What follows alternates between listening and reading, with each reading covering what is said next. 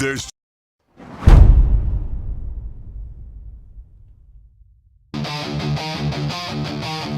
Mic checks echo, I'm the sound of the brawl. Canvas creaks, flesh slaps, bodies rise and fall. Steel cage dreams, no escape. All pain, blood stains mixed with the sweat and the chain. Adrenaline surging my veins, spit fire.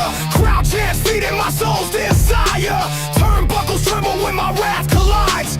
Glory's the belt and I'm taking the pride. Boom. The squared circle where legends collide. Boom. No mercy, just a wild ride. Boom. Lights flash, fist clash, can't resist. Boom. The squared circle digest.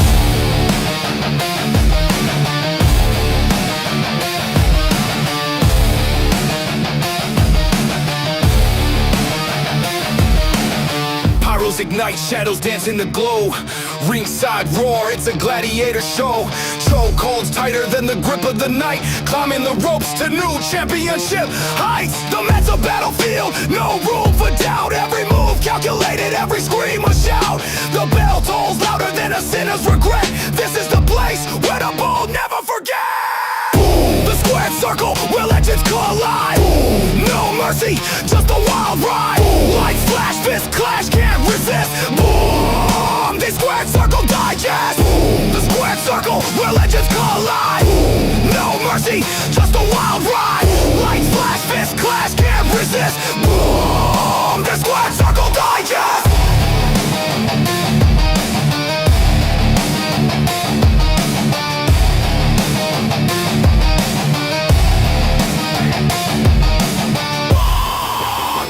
Circle Digest!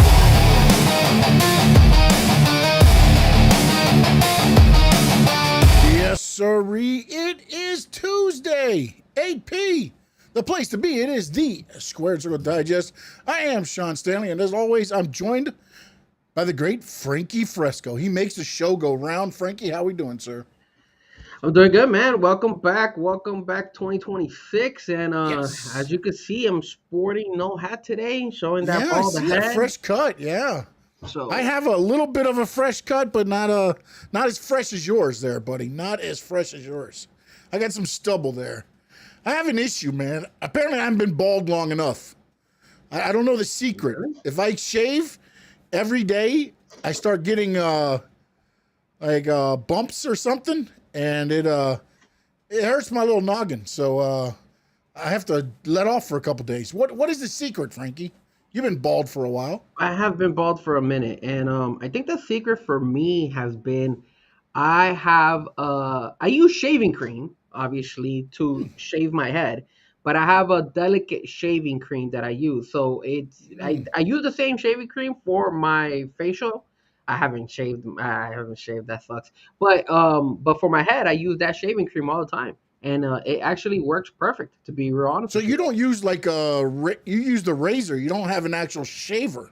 No, I use a razor, man. I don't use an actual machine or razor or anything like that. Just I don't mean a machine. I use just a regular blade on my shaving razor. What do you call it? I guess a shaver. I guess I don't know. Yeah, like a big shaver type thing. Yeah, like a or blade. Gillette, something Yeah, like that? like a Gillette or anything like that. And then I shave it. And I use the cream, obviously. And I do it every time when I go and take a shower too. Obviously, it's when I'm taking a shower. And then what? Obviously, you're kind of like blind when you're doing that. So when you come out, you look at yourself in the mirror, and then you have to do a little bit of touch up here and there. But at the end of the day, you do a pretty good job. I think I've done a pretty good job. And I will say this, I try to always wear a hat because sunlight exposes on your forehead is really bad for you. So that's why you see me always wearing a hat. The only time I don't wear a hat is usually at nighttime because obviously there's no sun at nighttime, so there's no point in wearing a hat. But during the daytime, I try to wear a hat every single time. If not, you're going to run into that situation where it might affect your head. Oh, okay. All right. Well, I learned now. Now I'll try that. Maybe we'll see how that goes.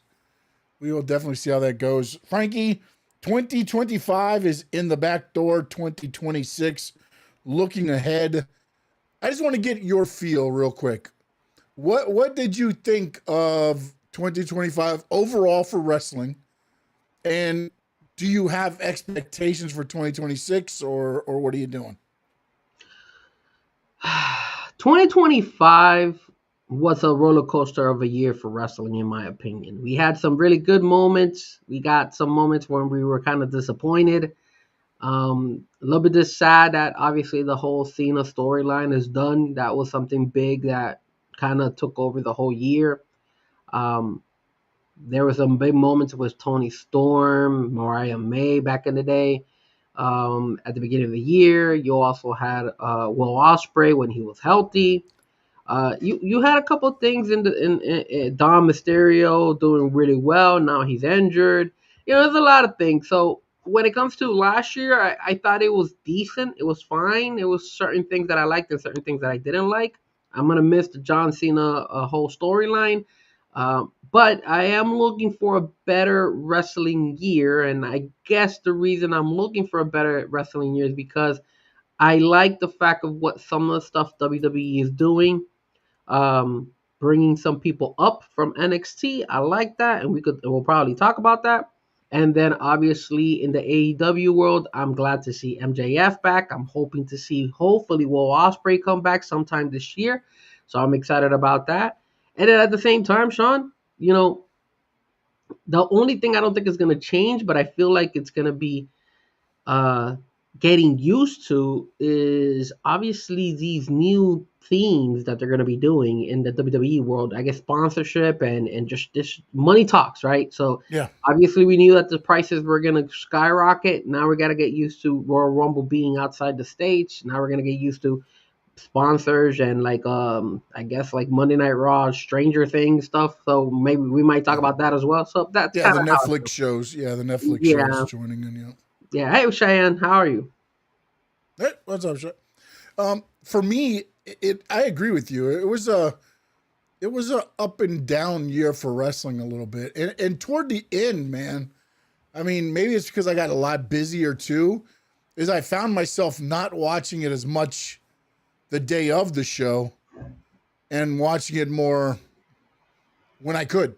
You know what I'm saying? It's like it's one of those things to where they've allowed now.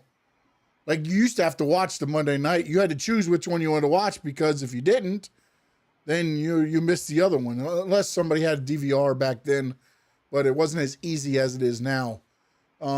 So like for me now, I've really it's been up and down, man. This year, I know last night's Raw was to me a little bit better. I mean, again, they're starting little storylines here and there. SmackDown, you're getting some new talent introduced because it's going to 3 hours, so you have to. There's going to be, I think 2026 is going to be a lot of development, and also you're going to see, it's almost like, it's time for some of these young guys with the way TKO is kind of running this. It's shit or get off the pot. Yes. They aren't just, it ain't the old school WWE days where we're just gonna sign guys so that way AEW can't. They're gonna have to produce now. And it's gonna be very interesting to see which way it goes. Because again, you look at this now and you looked at Trick and Javon and like, to me, look, I love me some Javon Evans. I don't know if I would have put him up to the main roster right yet, but I feel like this is where TKO is now, right? We said it before, like if you're not producing there, then they don't see you as advancing to the main roster. They cut you. We've seen them cut a lot of talent recently, and I feel like now they're forcing maybe some of these guys up there a little bit too early. Because I feel like Javon could stay in NXT for another year or two. Not saying that, he deserves to be on the main roster with what he's done. I'm not going to sit and saying that. But to watch him develop more instead of just putting him out there in my way. Like, because I feel like he's going to get lost on a 3-hour show or on a 2-hour and 45-minute show. It's one of those things that happen. I mean, it happens on AEW too. And, on both of them. You see guys come up or guys make debuts. You think it's gonna be, pushed to the moon, and then all of a sudden it's like, is that guy still here? Is that gal still here? Is that girl still here? It's like, what happened to all of them, And then the other thing like that I think is the other thing is that I think wrestling fans need to slow down on the difference between what you think is going to happen and what happens. There's other things involved in all of this, and I know Shane's saying that, I heard so many fans complain about the show yesterday. The biggest thing I've heard is, where was Jericho? Dude, nobody said, because Adam Pearce got on a thing and said, we're breaking the walls down. Everybody's like, oh, Chris Jericho's coming. Yeah, that's true. And then they poo-poo on the show without even, just because Jericho didn't show up, when nobody said, hey, Chris Jericho will be at Raw tomorrow. Well, Nobody said that. Nobody said that. Again, if you're one of those naive fans and you heard breaking the walls down and you said, oh, Jericho's coming, and you tuned in, guess what? Gotcha. Well, do you want to start our first topic with a WWE Chris Jericho update?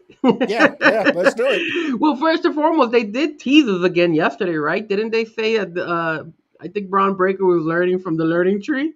Yeah. No, they're throwing out little things here and there. But again, it's for the naive wrestling fan that's like, oh, I'm tuning in because Jericho's showing up. And again, could he have shown up at the very end of the show? Yes. And that's why you stayed tuned in, right?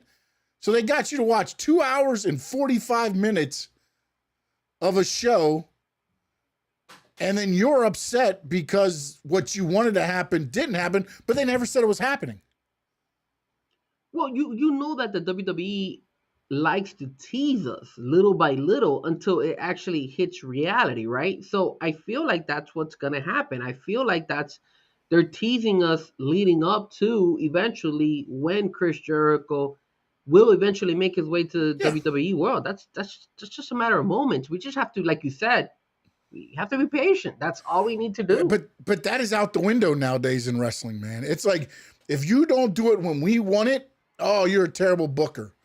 Oh, you guys do terrible storylines. You do this, you do that. And it's like, that's not necessarily true, because sometimes the story is better than the result. Yeah. How many times have we seen that? Where you're like, the story's great, great, great. Finally, you get that result and you're like, that's it? Oh, I wish the story would keep going, because this is not the way I wanted it. And it's like, you don't just bring back a Jericho to just bring him back.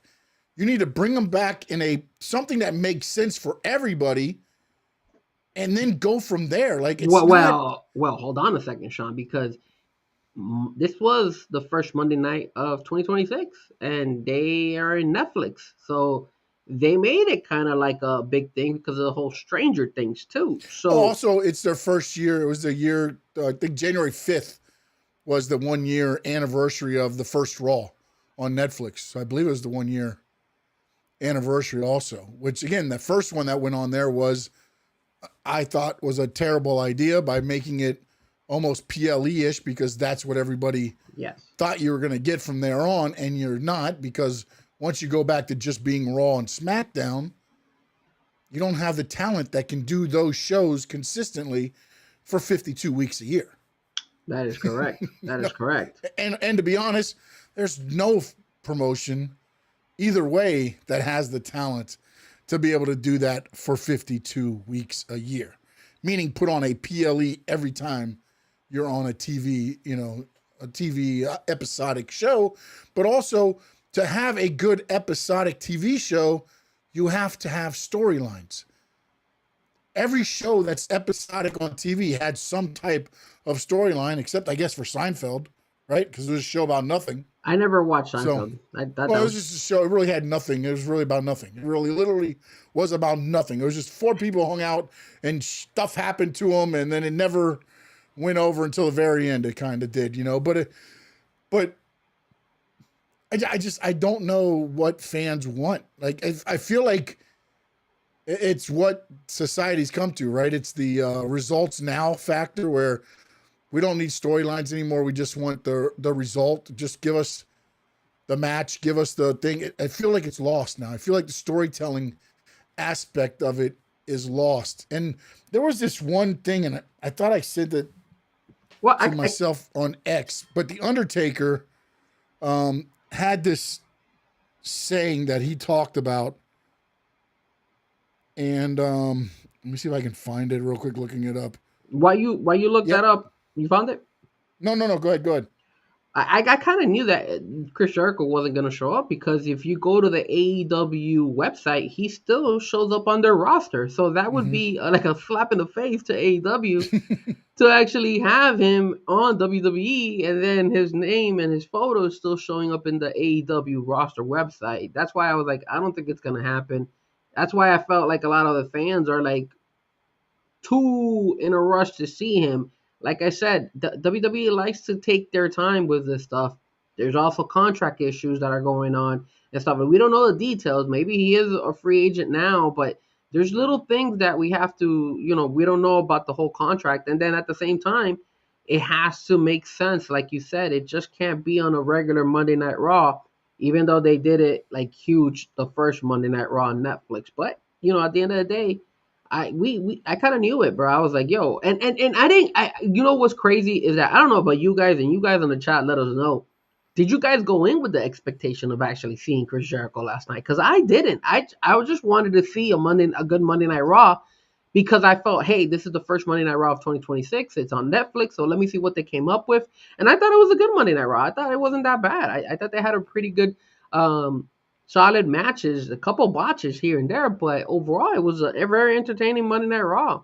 Same thing happened with SmackDown. I thought SmackDown going to 3 hours is actually entertaining. I actually tuned in the whole 3 hours too, so it wasn't something that You're a lost better me. man than me. I was so Well, upset with that. we'll talk about the SmackDown, but did you find what you wanted to say about the Undertaker? No, Or I'm you still looking looking for, for you're it right still now. I'm looking still for it? looking Well, for it. in the Yeah. meantime, I do want to say what's up to Tony.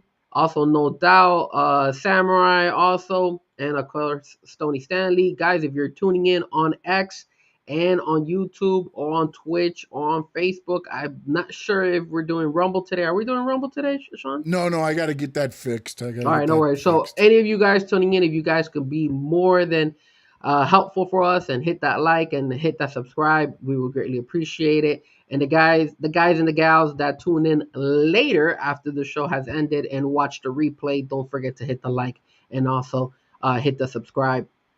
Luis Perez, what's up? It says, Frankie, bro, you can't say break the walls down on a show and can't expect people to jump. Well, Luis, it's true. But You're right about that. I you're right. agree You with can you. jump to conclusions, but that don't mean that the person's showing up, though. But they tease us. They tease Oh, us. yeah, exactly. They tease you in every show. They tease you at the end of every Fast and the Furious, if you're a Fast and Furious fan. The end of every, Avengers, right? They do the one to tease the next thing. That happens all the time. Yeah, That don't mean that it's coming out right there. but here's the thing. Here's the thing, Lewis. When you tease us, it's the WWE. If you've been watching WWE, they tease us for a long time. It's not something that they do like, hey, they're gonna tease us 1 week and then all of a sudden the next week it actually happens. Because that's the thing. What we're noticing with Triple H is that he's starting to be more of like very predictable with what he likes to do. He'll go out and say, "Hey, we're gonna have a amazing show. You guys should tune in," and he's giving us a decent show.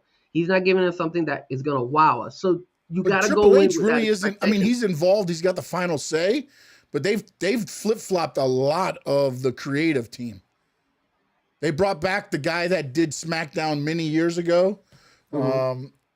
They've left Road Dogg there on SmackDown, but right Yeah. now there's a guy that oversees the two shows, and then Triple H oversees him.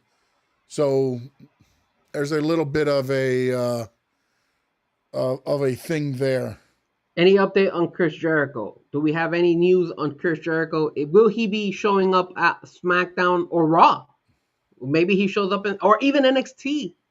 Wouldn't it be interesting if he did that? If he actually showed up in NXT Oh, if he randomly? brought the learning tree to NXT, That would be see. Those are things that I wish WWE would do, like because then if you want to get eyes on the actual NXT brand, do that.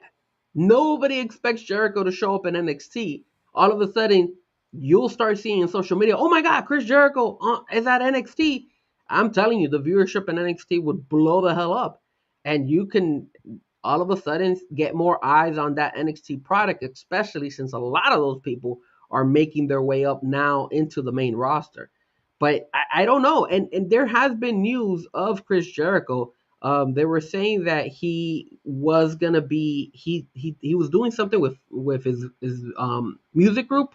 What is Fozzy. it? Fozzy? Fozzy is how you say it. Mhm. So it says that he's gonna be out for a while doing that, right? If I'm not mistaken, they were saying that. So it doesn't look like anytime soon we're gonna get a Chris Jericho sighting in WWE. And until I don't see his name and his photo out of the AEW website, I'm not gonna go and jump into conclusions that we're gonna actually see him. Cheyenne saying that she's looking at the Fast and the Furious right now. You know. And of course, one of the things that we also are gonna talk about while Sean still tries to figure out what Undertaker had to say about Chris Jericho was the fact that we got to talk about Monday Night Raw and did they make the right decision with that final match? Because we're gonna do a deeper dive into that one. Yeah, Lewis, we can go into that now. I'm not going to look anymore. I'll find it and okay. bring it up on another show. Lewis says we should have a betting poll on who is the first person to make the list when he returns. When he returns, if he makes the list, if he does do that, then we will do a betting poll on who. I want to see how they bring him back. I really do. I want to see if he's going to be the list Jericho, the Y2J Jericho, the just a heel form of Jericho, the learning tree Jericho. Like, what are we going to? Or does he transform himself again to be something completely different that we didn't? Because there's been a lot of rumors that he's gotten in some of the best shape of his career. Well, here's the other thing, Sean. But most of us would actually, with the old school WWE management, we would assume that he would come back as a version of himself back in the day. If the lights go dark and all you see is the lights of the jacket, oh, come on now. But what happened in SmackDown? We had somebody's name completely changed. Zack Ryder all of a sudden now came into WWE and signed with WWE as Matt Cardona. Yep. So that is where we go ahead and we could say, hey, bring Chris Jericho. In my opinion, if you ask Frankie Frasco, hey, what do you want to be? I want to be a learning tree, bro. Bring me the learning tree. Bring me the song that he had when he was in AEW. That would be the moment, because I at least got to experience that. I would love for the WWE fans to experience that and sing along.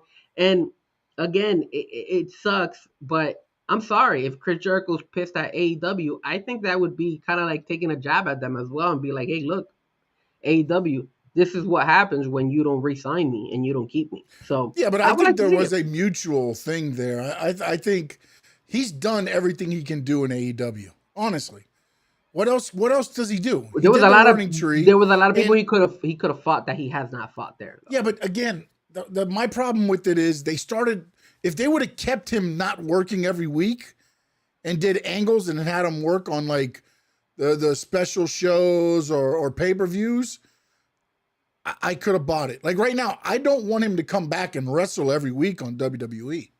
I don't think they're going to do that. I'm not changing my tune on that. I don't need to see Jericho wrestle every week. He right now is at an attraction level. Let him do his thing. Let him come out. You made the list. You're on the learning tree, whatever it's going to be. Let him cut his promos weekly, and then he wrestles periodically. I don't want to see him wrestle while you've got, the big man, Big Bill, and the Bad Apple on the outside. No, I want to see them wrestle with him tutelaging them. I don't want to see it the other way around. Maybe every once in a while, the guy's going on a losing streak, and he's like, now I'm going to have to show you how it's done. And he goes out there and he makes an example out of somebody. But what I would do with him is I would always put him against enhancement talent, and I would put his guys, whoever the Stooges are, against the top talent. Wait, so you want to kind of see an inner circle in WWE right now when he comes back? Not about an inner circle, but again, you do a learning tree type thing with different guys, but they're wrestling Randy Orton and losing, and all these guys and losing. Then Jericho's like, I'm going to show you how it's done. And then he goes out there and wrestles Sean Stanley. That's not a bad idea. And then Jericho's like, you see how it's done? And they're like, yeah, but we're working Randy Orton. And they're like, no. You saw how quickly I beat him? That's what you need to do every week if you learn from the learning tree. That's what I want. I don't need Jericho wrestling Orton on a SmackDown in July. I don't. Well, I think I kind of like the way they did Zack Ryder, where they had Zack Ryder's name, and then all of a sudden they went Matt Cardona. Yeah, so I think they should do that with Chris Jericho. They should do the Y2J and then switch it up, give us a glimpse of that, But and should then it all be of a the sudden countdown and then the Y2J, or should it be the Y2J, then a countdown, and then into whatever the new thing's going to be? I think you can't go wrong either way. I think both of them are really good, one way or the other. Yeah, so, I think you're right. Because if you hear the countdown, the people are gonna go wild. Yeah, and so you know, we're gonna go wild. So it's like you know what you're gonna get, but then you switch it up. I'll go with this. I'll say do the countdown, do the YTJ, and then switch it up. Let him do whatever he wants to do, whether it's the learning tree, whether it's the pain maker, or if he wants to do the JAS, which was the Jericho Appreciation Society. He has so many gimmicks in AEW, which was insane. And I think that's why the Lionheart, that's what made Jericho so relevant. I do miss him in AEW. The only reason I miss him is because of the fact that there's new talent there that he never got to wrestle. And I agree with you. He should not be wrestling on a daily basis. They wasted him too much in the other times to where you could have made it stretch out further. To me, I feel like that's kind of where it grew old. And then now, if you watch, Big Bill's back, and he's now the bounty hunter Brian Keith. So that they've done away with all of that, although he's still on their page. So read into that what you will. It looks like Jericho probably still with AEW for a little bit, which is probably why he's still on tour with his band and won't be coming back anytime soon. WWE. But now let's jump to what happened on Monday night, right? Yep. And obviously you guys are disappointed. Obviously, I hope it's not only because of Chris Jericho not showing up, but I'm going to tell you something, Sean. I was disappointed with the final match. I honestly didn't think CM Punk deserved to win that match. And the bad thing about that CM Punk Braun Breaker match was there was some really bad wrestling moves on there that was rough to watch. And then CM Punk got hurt. And now there's rumors that he's hurt out there as well. So we don't know the extremity of his, maybe it's a minor injury. I will tell you this. Protocol. I believe no injuries in WWE anymore. I'm not going to lie to you. Well, okay. I call bullshit on it all. Until you're showing me dude not even when he's in a cast. I want to watch you re-break the bone and put it back in the spot. Are you saying that because of Stephanie Valkyrie and how they beat the crap out of her ankle and supposedly she's injured, but she kept getting beat up even on that messed up ankle? Well, that, and then also, and we'll just cover it real quick right here. They released the trailer of Unreal. Yes. Season 2. Yes, they did. On there, I need to watch, again, they only release it how they want to frame it. But in it, they said the only way this works is if Seth Rollins can sell that he's really injured. Yeah, we're going to find out. So now if that is legit, and I want to watch the episodes first, but if they really pulled the wool over everybody's eyes, that is freaking amazing to me. But here's the thing. Dom Mysterio's injured, and we didn't get anything from him, right? Like, you didn't see anything. So no, exactly. He hasn't been on TV, which is why I think he's injured. Yeah, so I think we're going to, if that's the case, if they start doing this crap where they're going ahead and they're like teasing us with injuries, and then in reality they're not, we're going to figure it out that, hey, if they don't show up on TV, it's because they're actually injured. And when they go and when they do these little moments here and moments there, is that they might not be injured. They might be faking it and trying to tease us and trying to throw us off. But now you can still come out and cut promos and be injured, but you can't get physical. Like the whole thing with Stephanie Valkyrie. Like if you're legit injured like that, and then yet because the boot's gonna protect you from any more, like either that or it's where Cody, it's damaged so much, it doesn't matter what you do with it. But then then you take the title off of her. You know what I'm saying? Like, it just, there's a lot of, I will tell you this. there's, I wasn't sold with Stephanie being injured. When I saw her no, getting attacked like that, and yeah, I thought she was getting beat on her boot, I was like, this doesn't look like they're playing to what the fans were talking about. yeah. That hey, Stephanie Bakera might be injured, and then all of a sudden they're like, hey, this is a good little storyline to go with it, kind of like with the whole Seth Rollins. And not only that, but they were able to cut a promo saying, hey, her saying, I'm not giving up this belt and I'm going after everybody. So it was a way for them to kind of not only tease the audience that she was injured, but also kind of cut a promo for her to try to push her even more. Because they did mention she's been a champion for what 109 days already or something Yeah, like that. yeah, yeah. So it was like, bro, like we're retired. But going back to the Braun Breaker Yeah, CM back to Punk, Braun Breaker. do Sorry. you agree with that result? Do you feel CM Punk should have won that match? You know what's funny? Like, watching the show break down, for once, I missed the old day booking of VKM. Explain. Whenever there was a match, most of the time on TV, you would get Stone Cold versus The Rock, but what would happen? You wouldn't get a finish. You kept them both strong, and you just kind of sold it to lead on to the other things. I know a lot of people used to get mad with Vince because it was just repeat and this and that, and then next week they would come back with a tag team match of Stone Cold and Mankind against The Rock and D'Lo Brown or whatever. But my problem with this whole thing is this. This is supposed to be the future. And I get it. It took 3 go to sleeps. It took whatever. I mean, I don't know what the hell that knee at the end was. Like, you got to make that look a little better to me to be like you took down the top dog. He's supposed to be the leader of the Vision. No, I think they should have been thrown out when all them people came down or something. Like, at some point, to me, there doesn't always have to be a decisive winner. That was your chance to kind of be like, boom, okay, we run it back or whatever. And instead, you had Braun Breaker lose clean, basically, to CM Punk right here. And I get it. You can say, well, he's the future. He wasn't better on that day. But again, I've watched Braun Breaker in this position when he was going for the IC title, when he lost it and then he couldn't get it back. Then he started doing this angle with the Vision, and you've watched all this stuff and watch him grow. Now he gets to that tip top again, and he's just not good enough again. And it feels like it's that Cody Rhodes story to where you almost got it, but you didn't get it. Can we tease him again and run it back? And you can only do that so many times with some of these guys. Like, I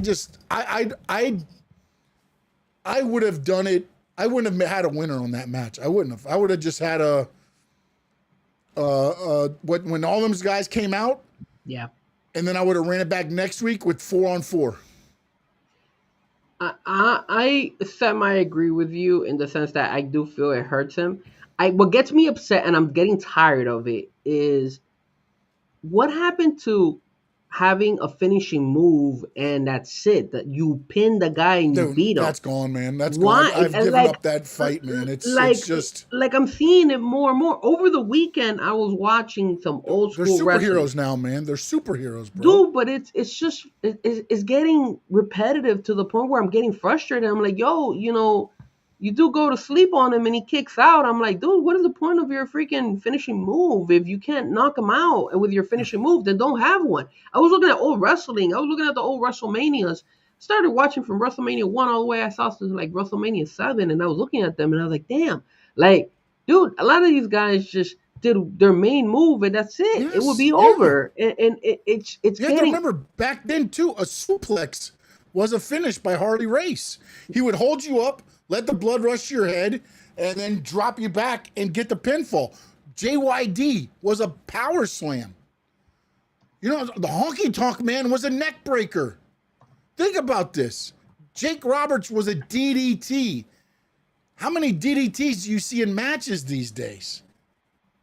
And don't even get into super kicks. I mean, that used to be a finish too. None now. I mean, you've got to hit guys with, you might as well start hitting with 2x4s soon. I don't know this is going to be a problem down the road because, like, to me, when some of these guys started doing these 450s and those other splashes, how do you get out of a 180-pound guy doing a 360 somersault onto your chest? Well, that can't keep you down for 3 seconds. Sean, the on WrestleMania 1, you had Big John Studd versus Andre the Giant, and it was a body slam challenge. Yes. That's it. All you had to do was body slam him, and you would win. You would win the match. Mm-hmm. So it's like when you start seeing that, and you know what, man, and you're actually making a very valid point. If they keep doing this for the next couple of years, what's gonna happen? Because people are gonna catch on and be like, "Yo, stop it! Like, stop doing this because it's getting repetitive." And I don't know. At least you and me now are falling in that situation. Well, you've been more than me, but now I'm starting to look at it more because AEW does it a lot too. Yeah, and let's go back even further. You used to get with a chair and the match was over. I mean, you know, a chair to the back and they would roll you over and put the other guy on top in 1, 2, 3. And I get it. There's hardcore wrestling and all that. But at some point, like, what do you like with the TLC matches? What happened? They started with regular ladders. By the time you had TLC 3, all of a sudden we got one that's like, I think 30 foot tall. Yeah. That Jeff Hardy's jumping from the top of. It's like, and then everybody's like, oh, we need to have more TLC. What do? Have it hang from the rafters and the guy jump for? I mean, like, I don't know how you keep doing these style of matches because you've got to up the next one. Yeah, these acrobatic moves, like, dude, when Braun Breaker went to go do that move that he always does, that he grabs him from the top and throws, and he fell straight on his head and he was out for a couple of seconds. Like, come on, man, that is some dangerous stuff. I was looking at WWE back in the day, and you would never see high flyers like that. It was and you know what the crazy thing was? Those chops, those elbows, those foot to the face, everything was so real, and it meant so much back then. Nowadays, people are not. I don't know. They've trained the viewers this whole crazy acrobatics to the point where it is so dangerous for them that they're always either botching it or they're getting hurt or they'll hit it, but then it doesn't have the same impact because you're seeing. Look at Sol Ruka when she was going against Bayley. Imagine, bro, when she makes it to the roster, she has to do the snow snatcher all the time. Dude, are you kidding me? Like, that is insane. That move, she's doing a reverse 360 and then doing a kind of like a RKO on them. Like, dude, that is some insane, like. Yeah, well, that's been her finisher in NXT the whole time, but it's like, that's crazy. Again, you now you've got to figure out different ways to hit it though, because that's not a move where what do? Face plant them in the corner, wait for them to start getting up, and then hit it. You almost have to learn how to hit it out of different spots of the ring to hit it to be like the RKO in a way. And that's the other thing. Like, one of the things, like, look, man, when I was training, it was you laid it in on your chest, your back. You know, the harder parts of your body was you laid it in to where if somebody's standing right there by ringside, like, I know this is supposed to be, you know, choreographed or however you want to look at it, but I know he just hit him. And that's why you hit with like your you hit with the harder, meatier parts of your body. And that's where I think, and it's one of those things to where entertainment has taken over the sport part of it. It used to be more of a sport that entertained. Now it's entertainment that's a sport. Well, Sean, if you start looking at like some of this stuff, right? Like look at the Usos, right? Like the Usos were out there and they had that little promo. They didn't even wrestle. They just went out there and talked. And like you said, a lot of people are not yeeting anymore and all that stuff. So it's like, you're selling us in the entertainment part, but you weren't going ahead and showing us the wrestling that we really, really enjoy. Back in the day, and again, I recommend all you guys, because I don't know if Netflix had it originally, but now I was able to find all the WrestleManias, all the SummerSlam. Today it officially happened on the Netflix US side. They took over the library. Okay, well, I'll tell you this. I was able to watch all that stuff for the weekend. So I was able to watch it yesterday. Yesterday is when I started watching all this. So you want to know what their promos were or what their like entertainment was after every match they would go to the back, they would interview the wrestlers, should be like, hey, you're gonna face this guy, you're gonna face that guy, whatever. You say what you gotta say, and then that's it. You move on to the match, and that's the next step. It happened like that on a routine basis, and they would focus more on the wrestling than actual like wowing us. And again, it's I don't know, man. I'm hoping that something catches my eye where I'm gonna be like, damn, okay, cool, this will work. But I feel like, I mean, now that Jabon is also in the main roster, his finishing move is extreme as well. So it's like, I don't know, man. It's just scary after a couple of years. How are you gonna up everything that you're doing, right? Like you're trying to up it even more. And one of the topics I don't know if we were going to talk about it, but again, now you're Netflix. Now you're doing the Stranger Things. You had the whole Stranger Things, type of background and scenery and all stuff. Did you like that? Did you enjoy the whole Stranger Things concept, or did you just like whatever? It doesn't affect me whether I watch it or not. To me personally, it didn't affect. I guess apparently some terminologies were maybe winged out there during the show. I didn't pick up on. I've never watched Stranger Things. Same. Maybe my daughter would pick up on it because she loves that show. But again, it's one of those things to where it brings over another audience. Again, I don't know that it would. I'm saying it possibly could. It's just if you like Stranger Things, you tune in. But again, how do you equate the two? You can't bring out the stars of Stranger Things and have them wrestle in the matches. Like, I don't know what, to me, it's just Netflix getting basically 3 hours of advertisement for their show on But Netflix. they're doing the same thing that AEW did, because when AEW had the whole the Shark Week and stuff. Shark Week, Yeah, and Discovery. they would have the shark mascot come out there. They also had like special movies they'll show on the big screen, the movie concept and all that stuff. So they're pretty much mimicking the exact same thing that AEW was doing when it comes to like. Yeah, but you have to remember, this is still the same company that did the Slim Jim match with Bray and LA Knight, and they were in yellow and red and the lights and all that stuff. I mean, and what did the people say about that shit? No, People didn't like it. Again, I agree with what was said. It's one of those things where they've done it forever. Yeah. WWE's done it forever. I mean, think about it. They're the first ones. They trained Mr. T because of who he was at that time. Then Hogan does a movie with Tiny Lister, Zeus, and they're like, hey, we'll bring this into real life and make you seem like you guys had there. And then they brought that in. But that was really just to produce the movie. Then Kane went away and did his movie. Then they brought him back with that same mask and stuff that he had in there. I remember that. I mean, it's always, happened that way. When Miz got his big run, I believe that was when he did the Marine 2 and 3 or whatever the hell it was. There's always that intertwining, and I don't, again, look, man, you're getting paid by these companies. If they want to have you guys do Shark Weeks, I would just be careful on who you put out there in those fringe style matches, because again, you don't want MJF becoming the Shark Week champion or something like that. You know what I'm saying? Like, yeah. You got to protect your guys too. Like, there's certain guys that fit in there. Like, you see New Day a lot. They do a lot of that, like, marketing stuff, because they fit that. They can go with whatever. Like, you should have your guys and gals that can do that, and then keep, the other guys doing focusing on the show that is for 2 hours and 45 minutes. For me, I don't mind the marketing being done backstage. I think having the whole, the whole entrance and all that designed to Stranger Things, and again, maybe because I don't tune into it and I've never seen it.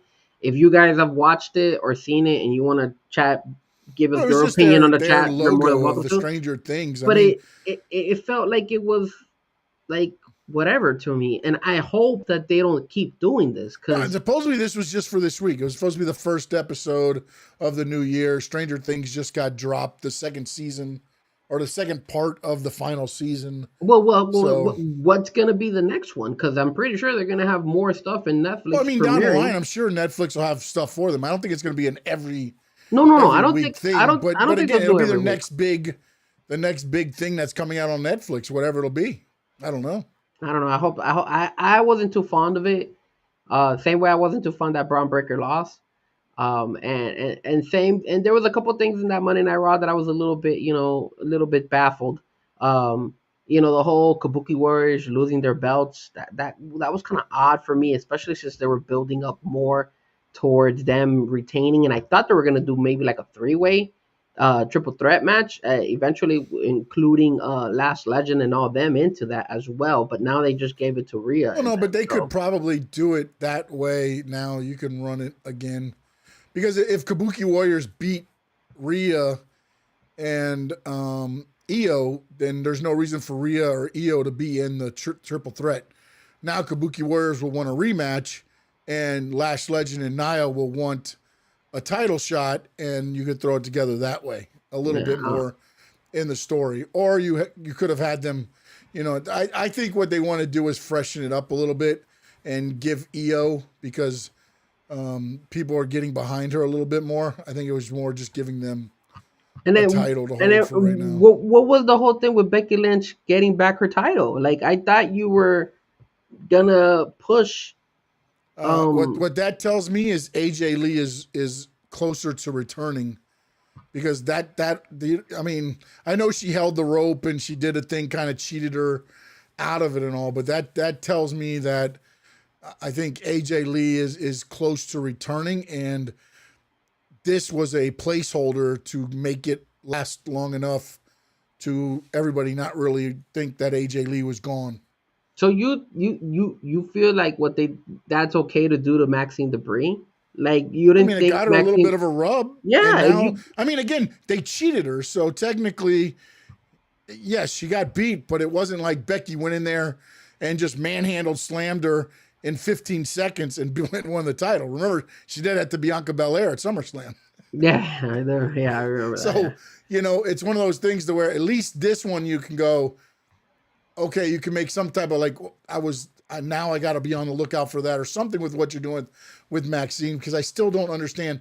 I honestly thought Natalia was going to come out and be the one that kind of just destroys Maxine Dupree and be like, I taught you most of the stuff, but I didn't teach you everything, and be her low-key legend self now and do all that. You know what I'm saying? Like, I don't know why AJ Lee, Becky Lynch needs a title, but if you took that off of her to do something else, that just makes no sense. It doesn't. It's just kind of like, well, we gave it to her for Christmas. She got to show her family. The day we come back from New Year's, she's losing it. All right. Yeah, And I what's thought up, it was, EA Minutes? What's up, buddy? yes, our third Yes. member of the Third member podcast. of the broadcast. So yeah, I mean, I found it a little bit kind of weird that they went that route, and every single time we got to see the fireworks blowing up and all that stuff. Come on, man, like, come with some originality out here, dude. Like, again, I thought the show was good. I didn't think the show was bad, but I think some of the outcomes were not the right ones. I thought it hurts Braun Breaker getting pinned. It defeats the purpose of him, what he has been building, and I'm Yeah, pretty sure they're going to run it back, and they're probably going to do something and for him. again, they can sit there and say, "Oh, he took 2 or 3 go to sleeps and everything else," but he still got beat clean, man. I mean, that's the way I look at it. It's like, if anything, like, I just feel like either you do a schmoz there, or, and again, that in a way I kept going, I know Jericho's probably not showing up, but the way this is going longer and longer, I feel like they're setting up for, or even because Seth Rollins was backstage. Sean Ross Sapp Yes, on he Fightful was. reported he was backstage. He said more than likely just visiting, not doing anything on air. But then as it kept going, because again, Ray and all them come out, and for some reason Ray and all them are able to chase off the Vision. Not sure how that happened, but I guess apparently they're taking some saying the prayers, taking vitamins, and they become larger than life there. But so they run them off, and then it goes for like, it felt like another 5 minutes. So He I'm sitting there did. going, I'm like, okay, maybe maybe. And then you know what I thought too? CM Punk goes to the outside, and I think he catches him with a punch or something. Braun Breaker catches him with a punch, and he falls straight down. Okay. And then Braun Breaker goes and he leans over the steps. Yes, I remember that. I was like, oh man, I wonder if Seth's gonna come and like, bam, stomp him right there. You know, like again, I wasn't upset that it didn't happen, but I was like, the longer it went, the more I thought, oh, okay, maybe it's gonna be a smash somewhere or something like that, because that would help out Braun Breaker. But to just get pinned from raising your knee on a spear and then right into another go to sleep, I just feel like I don't buy him as much as the leader of the Vision, if that's what you're trying to sell me. Yeah, unless they don't feel that he's ready, I guess. But again, if they feel that he's not ready, I agree with you 100%. I think he should have not taken a complete like clean pin like that. He should have been interfered or something must have happened. You could have done the 4-way. You could have done the Smosh with there, brought it back as an 8-man tag next week. And then I believe the next Saturday is Saturday night's main event. And then the following week is Royal Rumble. Yeah. So you could have led all the way up to there before Braun Breaker gets a rematch or whatever you want to do at that point. You know what I'm saying? Because Breaker didn't lose. But now with him losing, how does he get back in the title picture is my question. That is a good question. I don't know. We got to find and see what happens.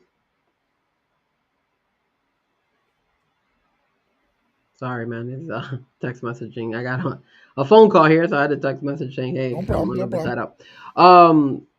What you want to talk a little bit about that SmackDown about going into 3 hours? Yeah, we can discuss that real quick. Yeah, and then we'll end it with the retirement talk. Okay. So 3 hours. Yeah, I don't like it. I don't like it. But they brought Trick Williams, which was good. He got a no. pop. Dude, let me ask you something. Did you feel like it was kind of a lackluster crowd that Friday SmackDown, bro? It was really bad. That crowd over there was not into anything that was happening. Yeah, but it's kind of rough because again, man, it's 3 hours, and you know how it is for TVs. It's boom, the cameras come on, and you got to get excited. Then they go to break, and what happens? They just turn off, and you're sitting there in the dark for a minute, and then like, we're coming back in 10, 9, get your signs up, get crazy, people. Yeah. Dude, like, at some point, I thought with Netflix, it would change this, because to me, like, why don't you just have it for like PLEs, man? Wrestle straight through. I mean, look, they did it 3, but they brought back Randy Orton. They brought in Matt Cardona. They brought in Trick Williams. We're obviously gonna get Jordan Grace as well. So you're seeing them bring more people now up from the NXT where to compensate for that extra hour, because you need new faces out there, because you wanna get the attention of the fans to stick around for the whole 3 hours. For me, the Trick Williams got my attention. The Matt Cardona, it was okay. It was a nice addition. Nothing crazy. It doesn't move the needle one way or the other. It doesn't. Unless they start building something with Trick Williams and Matt Cardona. But him coming out at that point meant nothing. It was just a cool thing to see. I like the fact that they brought him back as Matt Cardona, though, because I feel like they could get something. Like, I was reading up on him, and they were saying that they really enjoyed the fans' reaction when he faced against LA Knight. Yeah. So it feels like maybe this Matt Cardona is gonna have a better run than what he ever had as Zack Ryder. Also, it's a different regime. It's not Vince McMahon. And the problem with Vince McMahon is you get typecast. Like, you get typecast in movies. Yes. You have to remember Zack Ryder and Brian Myers. Remember how they made their debuts in WWE. They were the Edgeheads.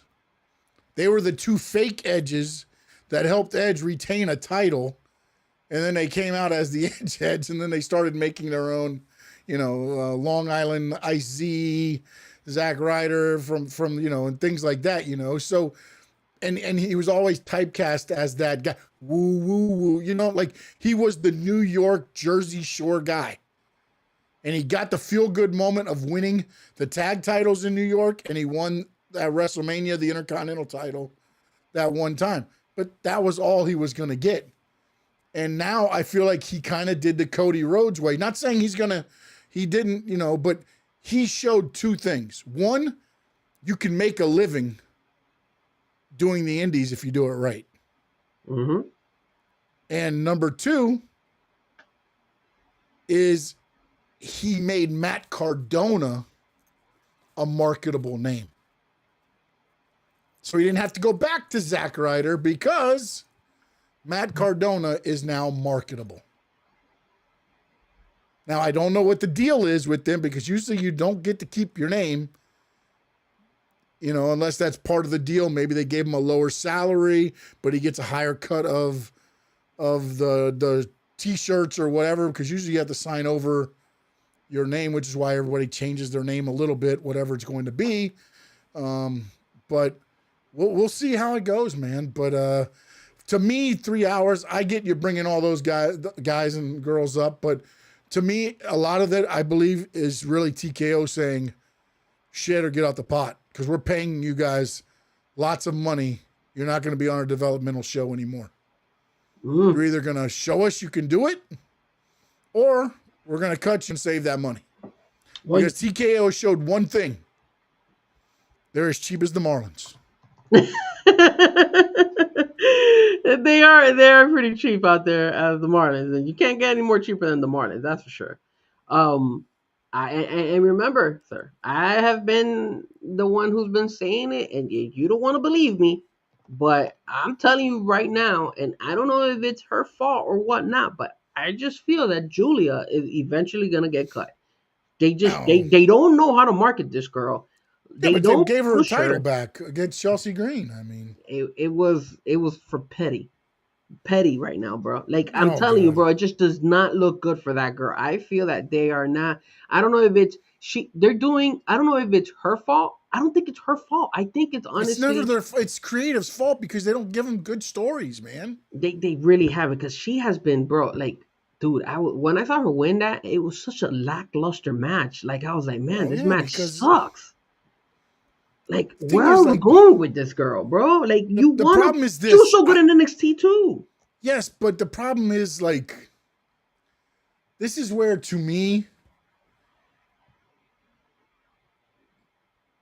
Triple H, whoever the brass is in WWE, needs to sit down with whoever's at TKO or whatever and say, okay, look, here's the plans we've had for what we want to do. Because here's the problem, and now I'm starting to kind of not necessarily go your route, but after watching what TKO has done this year, they paid Julia good money. They paid Stephanie Vaquer good money. They paid Jordan Grace good money. And they elevated all three to the main roster now quickly. And they're getting paid. There's talking about Mariah Mary too. Money. Or Mariah May, I'm sure, is making good money too. Yeah. So she's next too. And this is where, like, to me, they've got to come and say, like you have to understand that if you want, because this is also why I think the product has fallen off a little bit, meaning more botches, more things like that. They haven't had live shows. They just started live shows again during the holiday tour. All right. Mm-hmm. So now you haven't had that. And then you really haven't had great creative for Julia. Stephanie Vaquer, after she's won the title, the creative hasn't been that good for her title reign. You know what I'm saying? And when you look at everything, it's like, so at some point you've got to sit down with them and say, look, it's not always the wrestler's fault. But again, TKO looks at it as No Doubt says, TKO is worried about my share price. Get that money, TKO. And that is why I'm starting to lean more towards you, because if they don't flip this for Julia, they're going to look at it as she doesn't deserve the money she's getting paid. And this company, TKO, We'll let her go, and then she will go and perform better somewhere else. You know what I'm saying? And that's where, like, Triple H, you've got to sit down with them and be like, look, I get what you're saying, but this money was offered before you guys took over. This is our progress plan for these, for the going forward. We'll do what you want to do.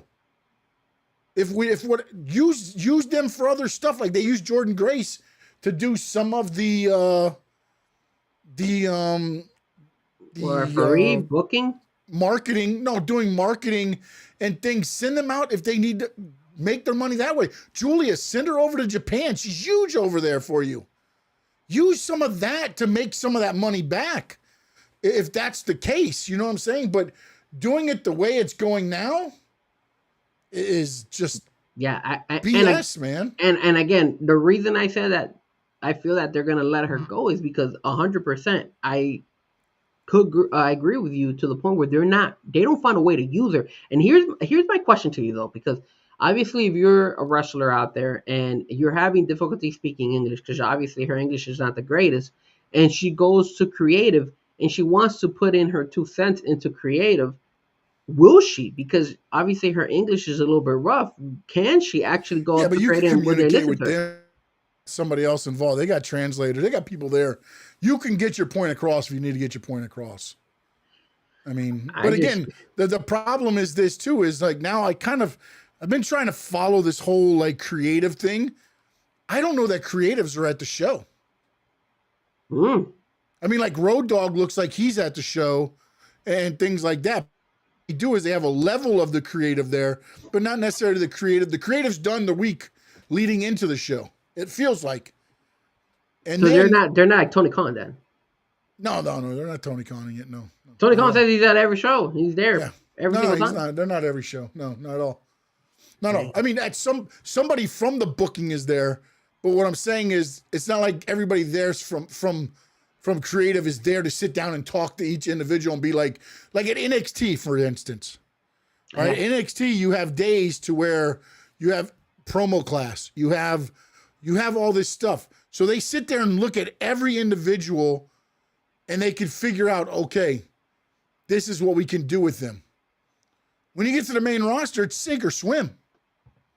And you have to rely now on creative that may or may not even be in the building when you wrestle, coming up with something for you.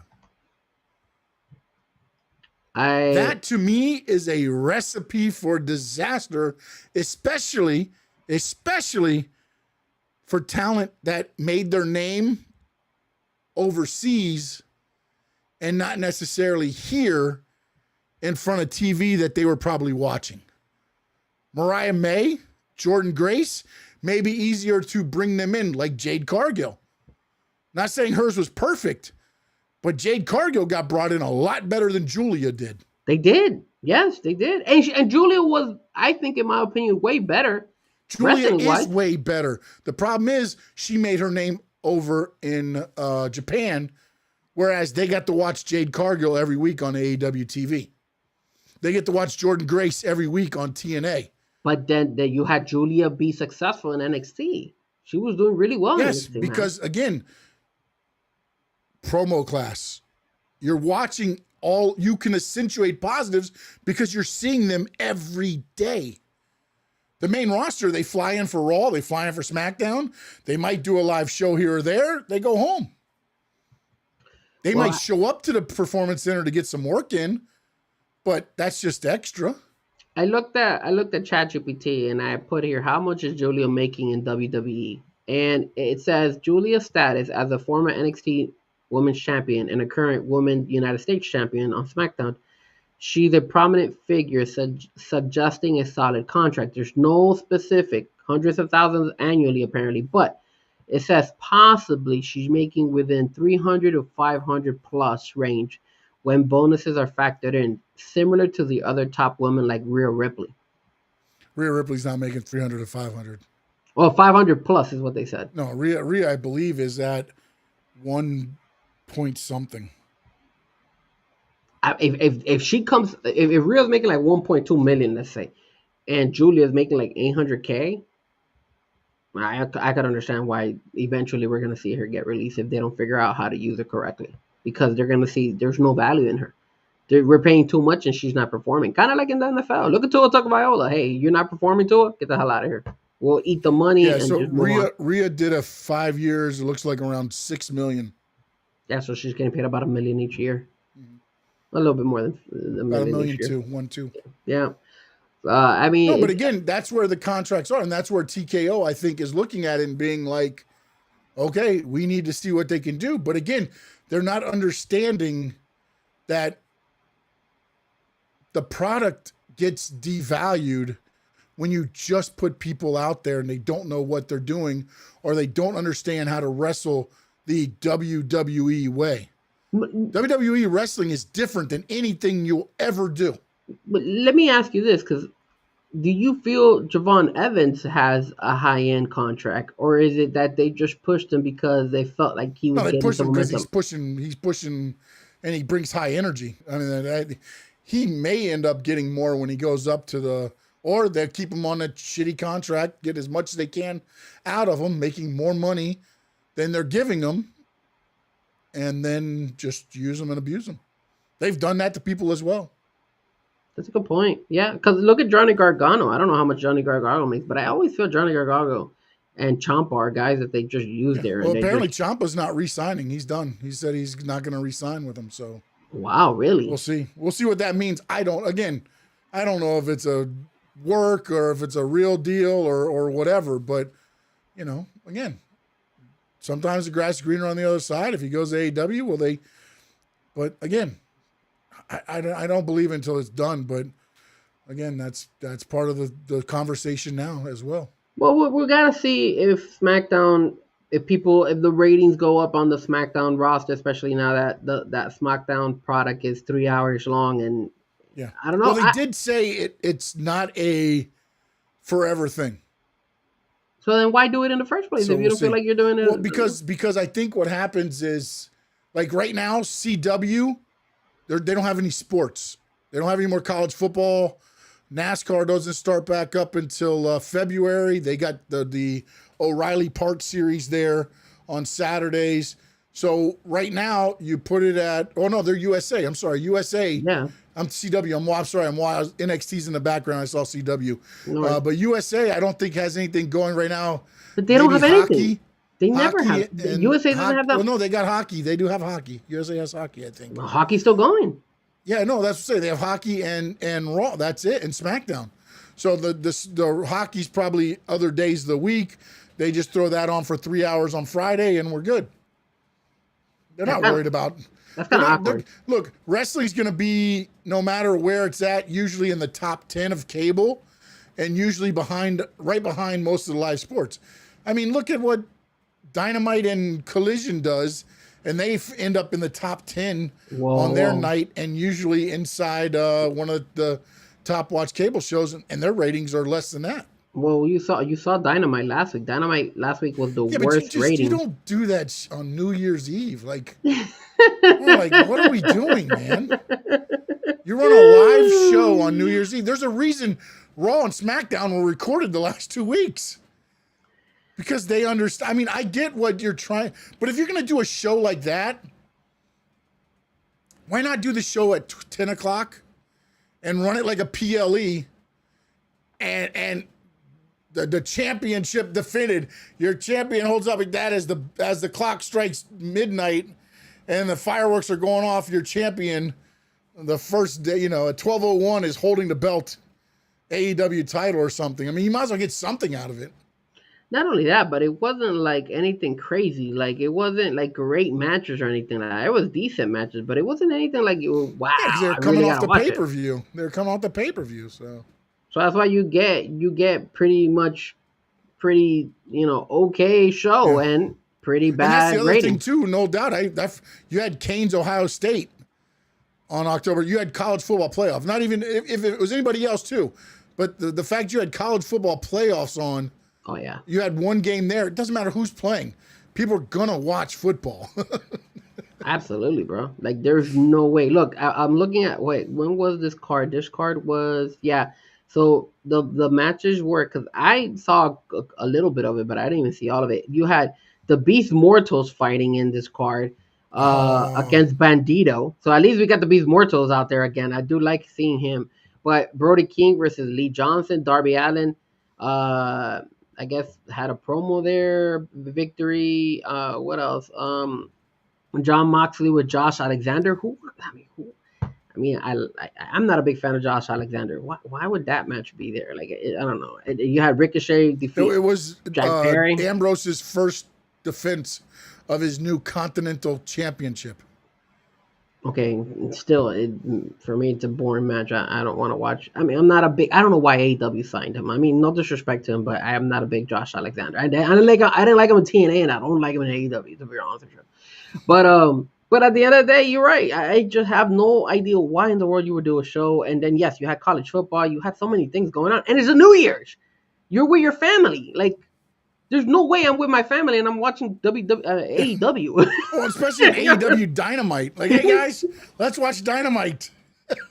Yeah, I just can't, man. Am I gonna force my dad and my mom to watch AEW? They don't watch wrestling. I watch wrestling, and even my brother's gonna be like, "Why are you watching wrestling on New Year's, bro?" We're watching the Beast Mortos, really? Yeah, I guess Bandito out of all of them, but yeah, I mean, it just, again, there's Tony Khan with his bright ideas, and obviously he went on record to say that this was going to be a bigger and better year. So I don't know. We'll see what happens. He was riding high on those awards because AEW got all the awards apparently. So yeah, they rode the hell out of that shit, boy. Rode the hell out of those Sports Illustrated awards. And then I thought ESPN's awards were pretty. Oh, but they didn't do I don't understand why we even do promotions anymore. Promotion of the year, like it just do male wrestler of the year, do female wrestler of the year, match of the year. They had a good mix of AEW and WWE. I thought it was pretty fair. And again, it is what it is, man. But it's all in whoever's doing its view, I mean, yeah, bias. But it's just freaking hilarious that. But now, let's talk about the topic I wanted to talk about, and I don't know. I don't know if we're gonna agree on this, Sean, and I don't know if you guys are gonna agree with this one. But here is the topic, and the topic is retirement. And the reason I wanted to go ahead, I'm done. I'm out. See ya. It's not because Sean is retiring. If Sean retires, I'm losing all the viewers because we all love to see Sean. The show is not the same with Sean here. If I'm not here, the show will keep going. Negative, but with Sean, like the show does not hit the numbers. We are just a circle with you here. We're not a squared circle. So the reason I bring retirement is because there was a recent actual retirement over the weekend. Now, a lot of you guys are going to go ahead and be like, Frank, what the hell, man? Nobody watches it, right? You have to be a hardcore wrestling fan to actually go watch it. And I actually did watch it. I saw some of it, especially the last match. And that was the fact that Tanahashi officially retired. And he had his retirement this past weekend. Yep. So I wanted to go ahead and ask the question, and I'm going to give you guys, because I know a lot of you guys probably did not see New Japan Wrestling, but I want to go ahead and give you a rundown of what they did. So the question I'm going to rise up, or I'm going to bring up to the topic, is who had the better retirement? So you got John Cena in the WWE world, you got Sting in the AEW world, and you had Tanahashi in the New Japan Wrestling. So let me give you a quick breakdown of what happened in New Japan. So Tanahashi, of course, ended up going against one, I would probably say maybe his biggest arch enemy, right? I would say it was his arch enemy over there in New Japan. Maybe you could say number two. Is it this guy? It's Shinsuke Nakamura is his arch enemy. Oh, okay. So Shinsuke, but obviously Shinsuke. And Okada's number two, or vice. You know what? I take that back. Some people would have, I think, Nakamura. Some will have Okada, and some would actually even throw Naito, I believe, in there as well, who ended up leaving to go to another federation. But go ahead.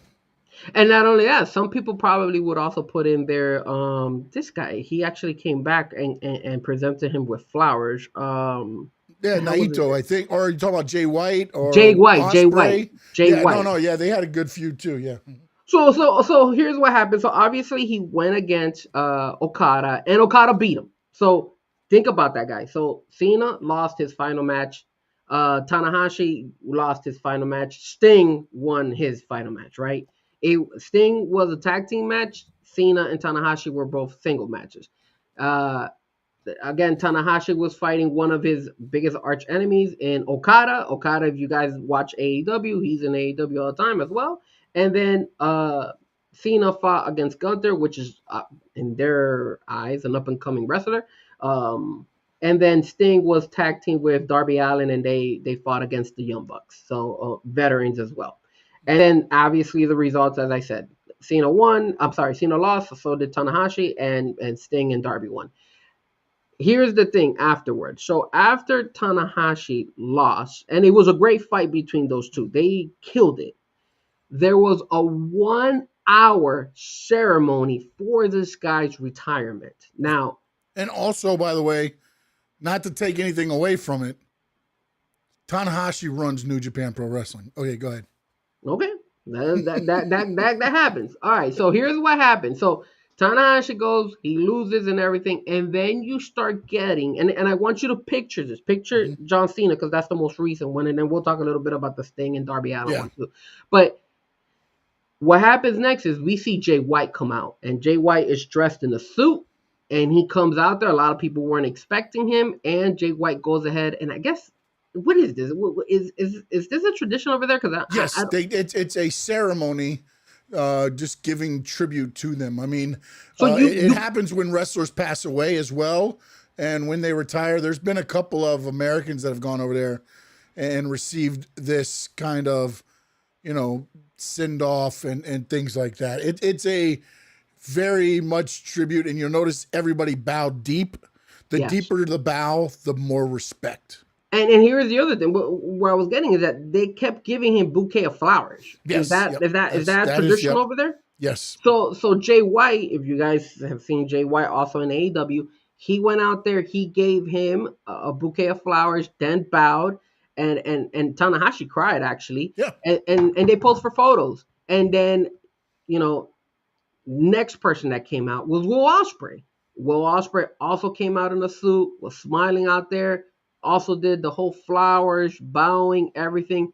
Then you get Kenny Omega doing the exact same thing. He comes out as well, And dressed in the suit. Ibushi, sorry. And Ibushi also, he limped his ass out there, Yeah. but he was out there as well. And they also went ahead and gave him flowers and also gave him the respect by bowing him. Then you had another person come out. Shibata comes out as well.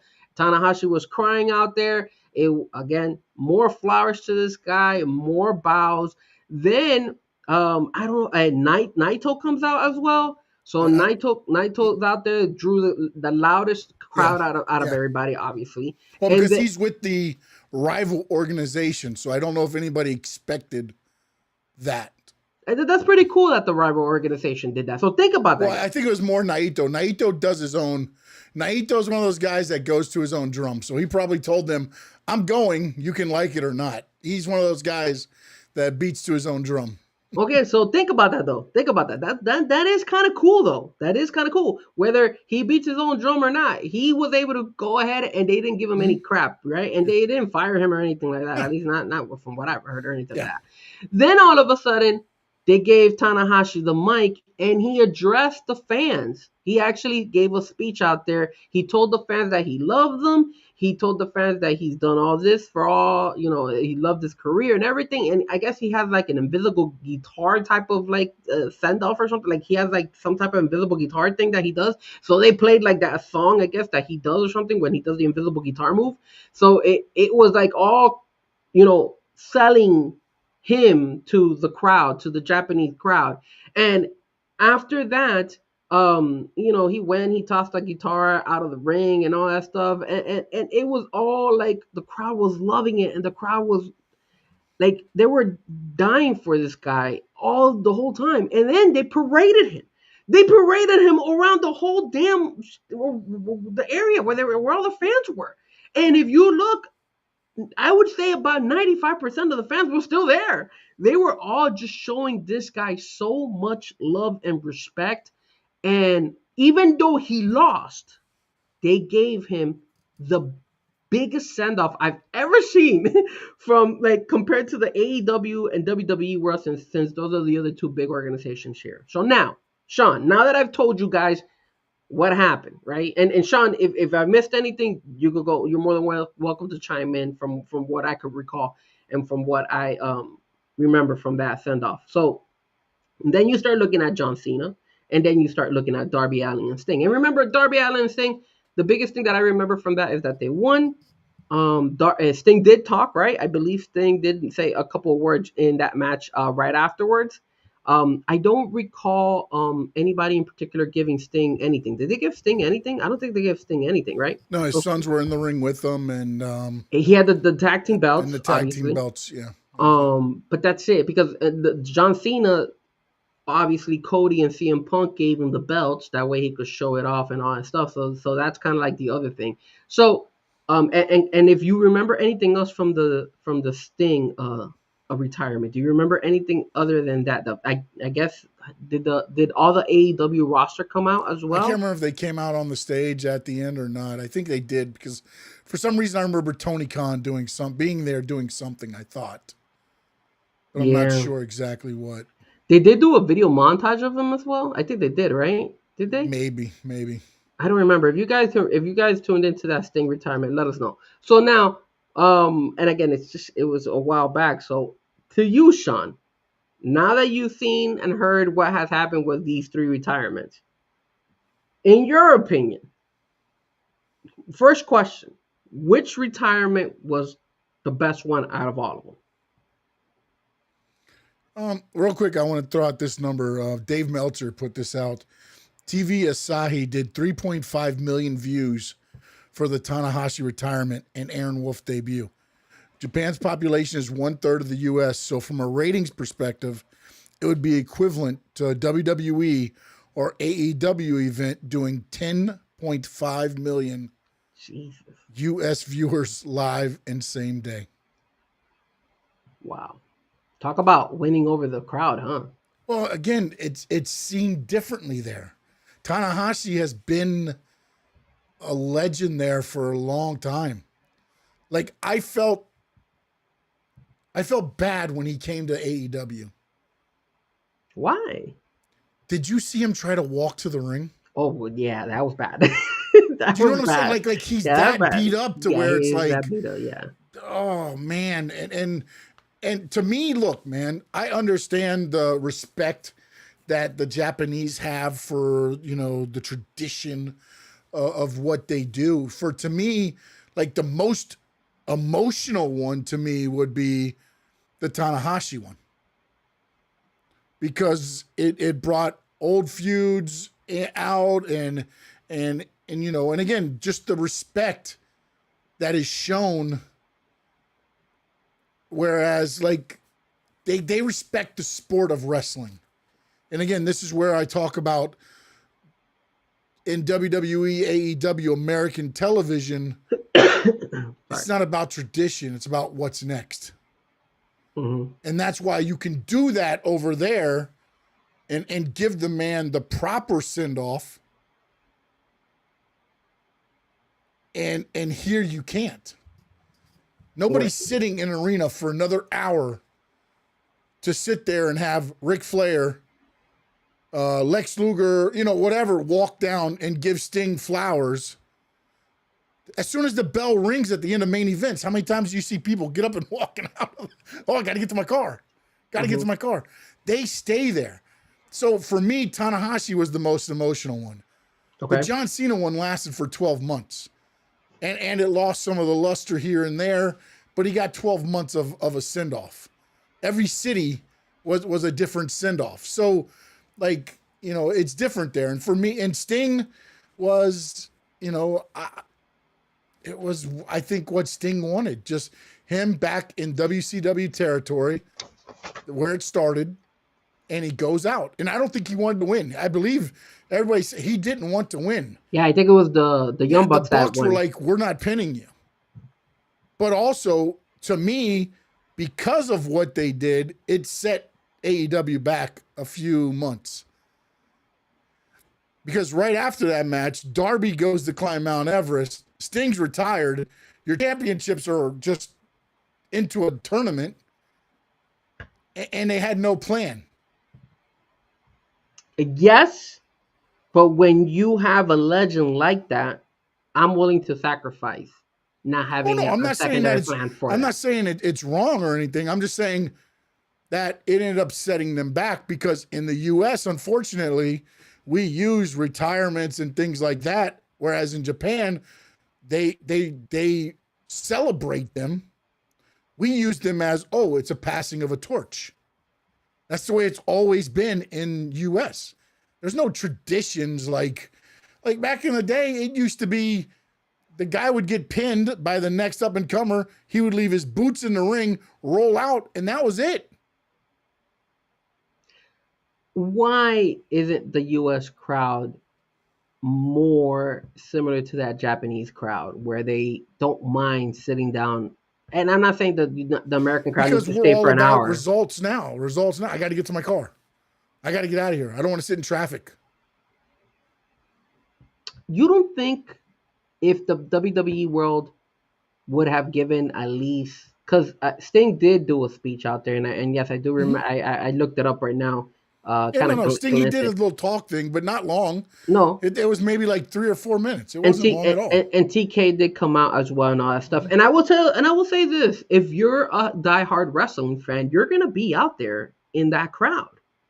You're gonna be out there supporting your like for example, if I ever see Penta go retired or CM Punk, I'm gonna try my best to try to go. Obviously, Good luck getting them tickets. I don't know if I'm gonna pay that amount of ticket that cost for those tickets. Obviously, John Cena was extremely exaggerating, but I would do that when that John Cena crowd was there, they were there because of John Cena. They weren't Yeah. there for anybody They else. weren't there for anybody else. That's why they made Cena go last. Cena didn't want to go last. But Cena again- wanted to go first. But again, Sean, if you go and you say, hey, over there, they give that respect to Tanahashi, they could go an hour. And I'm not saying you need to go an hour for Sting or for John Cena or for any other wrestler who plans to be retired who's a legend. But you could give him 30 minutes. You could definitely give him 30 minutes. And I think 30 minutes in that wrestling ring, in that wrestling crowd, I'm going to stay there and I'm going to see what he has to say. This is the last time I see him. There's a lot of people. They were crying. People were crying out there for John Cena. Why couldn't John Cena go ahead and get a 30-minute send-off? Why couldn't Sting get a 30-minute send-off? You doesn't have to be an hour. He doesn't have to parade himself all over because you said it. John Cena got a whole 12 months. I get it. But dude, this is your last moment. This is who you are. And again, Tanahashi, he is the owner. So he has a say. So maybe I don't know how they've done with other previous retirements. I don't know if it's similar. But you did mention that they bring a bouquet of flowers, shoots. Why doesn't the WWE and the AEW world kind of take that concept too? When I saw that, I thought that was awesome. When I saw John Omega and Jay White and all these guys come out in suits and obviously the bouquet of flowers is a little bit awkward, but the sign of respect of wearing having the suit and all, I thought that was cool as hell. I was like, yo, this is pretty legit. And then taking photos and just making that last image of him look amazing. And you said it. The send-off was the best. His send-off was the best out of all of them when it comes to Tanahashi. And he still lost. So why doesn't the WWE or AEW learn from New Japan Wrestling and give us, the fans, that? Because we're different than Japanese fans. John, but I just finished telling you those fans in that crowd was John Cena fans. You understand, one of the biggest problems Americans have when they go to Japan, their fans don't cheer. Their fans don't like US. You hit a hurricanrana and they're chanting "Holy shit" or whatever. Japanese fans stay seated. You might get a smithering of claps and a oh ah. It is a totally different, as I say, WWE conditions their fan base. That is what, you won't see a sign in Japan. No. You won't see people standing up. Entrances, people stay seated. Watch every bit of it. They don't get up and try to pat the guy and get a ring or a glasses or anything like that. That doesn't happen. But you know what the funny part about it is? If you watch NJ New Japan Pro Wrestling show and then you go watch a WWE live show, totally different. Why? The Japan fans come to the gate because WWE conditions their fans. Okay, man. but I get the fans. Kidding here. But I get the fans yelling. I get the fans bringing the signs and all that stuff. But if you just because they're different doesn't mean you can't give this guy or girl, if she decides to retire, their moment. Their 30 minutes of fame. They're already famous. I'm not saying that they're not, but they're 30 minutes of glory. This is the last time you. John Cena got 12 months. He didn't get 12 months. He lost and he won a couple of those matches, and he did wrestled. Promos in cities. He showed up in Boston and just cut a promo and wanted to wrestle. He wrestled the people he wanted to wrestle. He did a 6-man tag to where he didn't have to wrestle too much. I mean, what else? What do you want? No Doubt says, didn't Cena get a massive send-off backstage after the show? Backstage? Who cares about backstage? I want to see him in the ring. Why didn't John Cena talk? But again, you talk about Cena like that's what, like he's this Darby for attention. Okay, Sting now. So why didn't Sting get his moment? Sting is like Cena. Sting did his job, became a legend. He was a surfer guy. Remember this. Check this out. Do you know who Sting's tag team partner was originally? No. The Ultimate Warrior. The Ultimate Warrior and Sting came in together. The Warrior got a deal to go to Dallas, became the Dingo Warrior, and then went to New York. Sting stayed in Mid-South, hung out with Eddie Gilbert, went to WCW, NWA, became Surfer Sting. Flair was like, this guy's got it. And they built him up. So you had the Warrior on one end and Sting on the other. And they're two different people. Warrior's that guy that had to have, rest in peace, but he had to have the attention. The fans, watch me. Sting went out, did his job, man. Okay, but at least with Sting, what they gave the fans was a victory then. And he still said something. He still gave the fans a speech. He still was out there.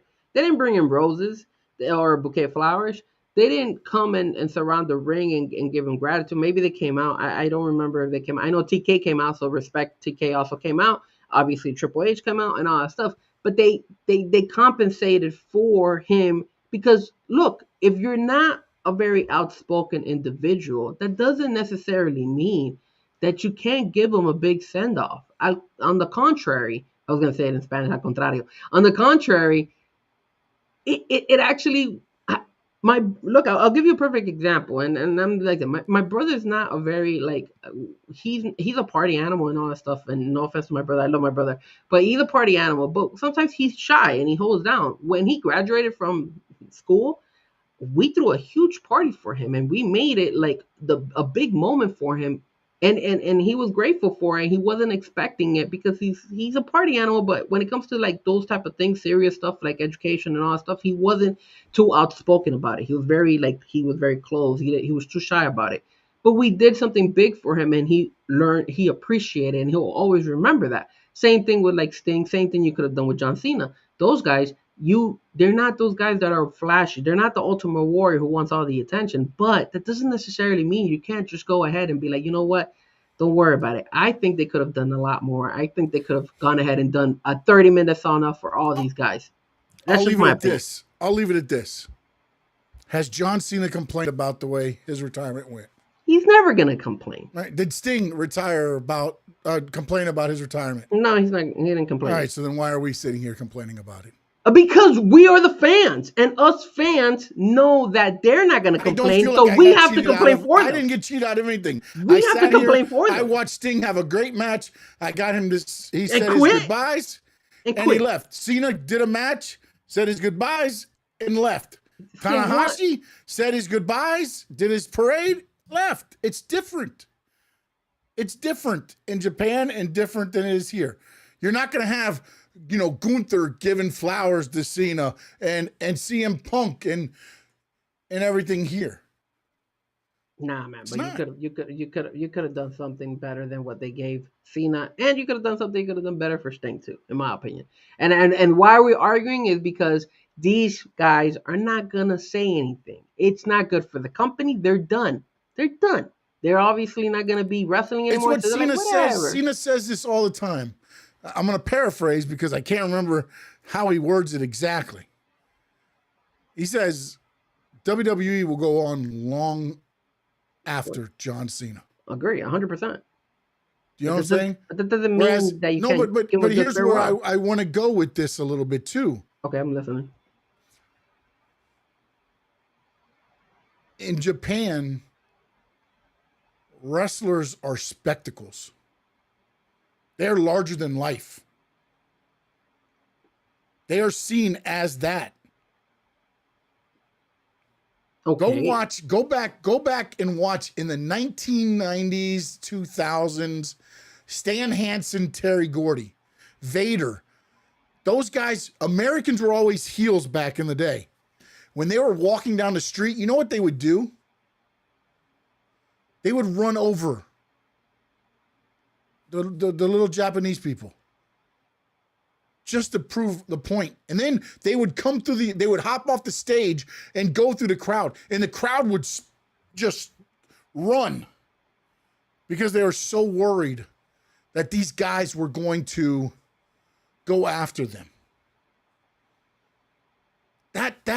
It's not entertainment over there. It's still sport. It's still sport. Which is why you celebrate them and give them respect, because it's sport. It's not entertainment. Yeah, but it's still even though it's leaning more to the entertainment portion here in the States, it's still Cal sport. Ripken, Iron Man. You celebrate them, right? It's a sport. You celebrate them. You stop the game. Hell, they stopped the game. Who was it? Oh, Myles Garrett. Was trying to do a hurry up offense. The Bengals. The refs stopped the game so they could celebrate him getting his sack while the Bengals are driving. And the coach was complaining about it. Why do we celebrate it? Sport.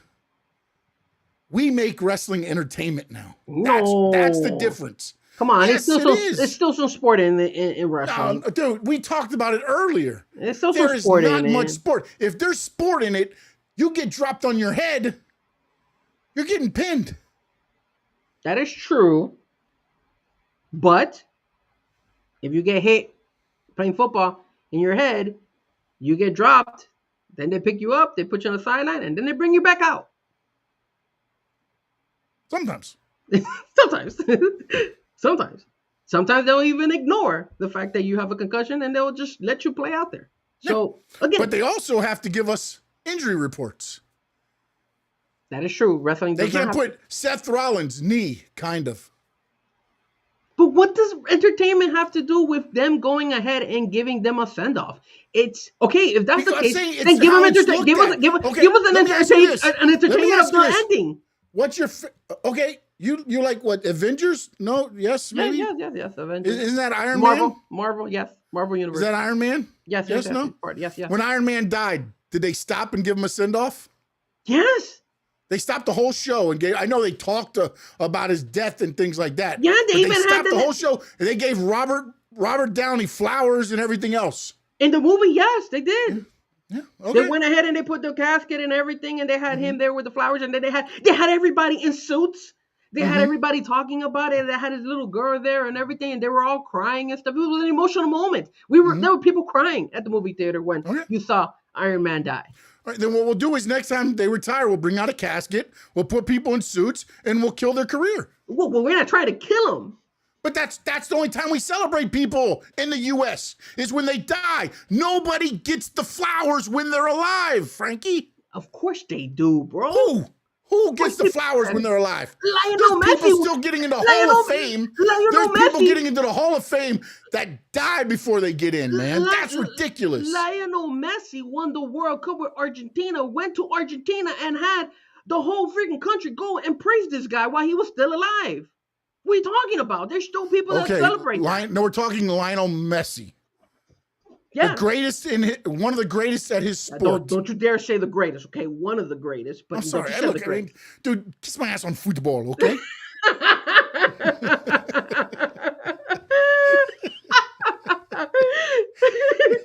Don't start with me in 2026 with this crap, all right? You made me laugh. No, but that's what I'm saying, though, is like in the U.S., for some reason, man, we don't look at it the way people in other countries look at it and celebrate And stuff, that's man. the problem, Sean. That is the problem. Look at when the Miami Heat won championships. What do? They give them parades. When Kansas City won. If the Dolphins find a way to correct their shit. Don't even say some shit like that, dude. Don't say it. Don't do it. Half of the people, I mean, there's people that run out with pots and pans to celebrate. Dude, we would be crying, Sean. I will admit this, and I'll get some backlash for it. And I don't give a damn, because I'm gonna be honest in 2026. I'm gonna be truthful. When the Dolphins made the playoffs that year, there was a guy crying because we finally made the playoffs. And it might sound pathetic and it might sound like ridiculous, but That's probably the first time in your lifetime they made the playoffs? No, I've seen them. That you can remember? Yeah, I've seen. Well, that I can remember, but still, I remember when Ryan Tannehill was out and we had this guy. That's right. I forgot about that one. I forget all the ones where we showed up to games. We didn't play. But anyways, I went and hugged that guy, and you know what? I started to shed some tears as well. And my brother went and hugged that guy as well. And we finally said, yo, we made it back into the playoffs, because it was emotional. It was the heat of the moment. We knew and we loved the Dolphins. That's the same way a lot of fans were out there with John Cena. That's how they were with we celebrate Tanahashi. teams. That's how they were with Sting. We celebrate teams. We don't celebrate people. No, you could celebrate. Lionel Messi was being celebrated like there's no tomorrow. And where was he being celebrated? In Argentina. Okay, thank you. When he won the MLS Cup, did we do anything? No, they went overseas to have celebrations. Nothing happened here. Well, technically the reason happened. No, technically. Yes, there is a technically. There's an asterisk on there, because let's be real. They're called Inter Miami, but they play in Broward.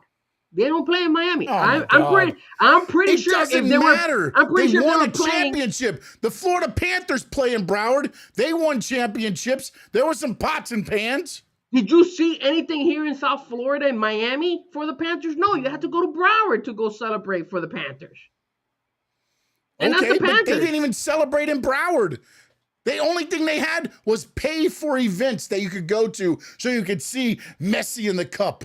Well, pay $100. Go see Messi in the cup. Let's celebrate. But that's management and ownership that does that bullshit. That's why a lot of people don't like it either. Again, a lot of times people get tired of shit because of what organizations do. Look at that. And then you don't cheer for them or you don't celebrate them when it happens good. And then what? It's what the U.S. does, what we do the greatest, man. We don't give flowers when we should all the time. We got to change that, man. Like right now, you are one of the greatest co-hosts I ever had. That's Frankie a damn lie. Fresco. You're a damn liar. There are the flowers you deserve, sir. You are a liar. Don't try to butter me up after you told me to kiss your ass. That's what you're trying to do. No, I said kiss my ass on football. It doesn't matter. Yeah. You said it to kiss your ass. Me culo. And no doubt that he cried when the Noles won the chip in 2012. Dude, there's moments, yes. 100%, man. I get that. But what I'm saying, though, is you look at it as like I feel we need to be more like the Japanese. In either one of Cena or Sting. They celebrated them the way Americans celebrate, which is different than what the Japanese do.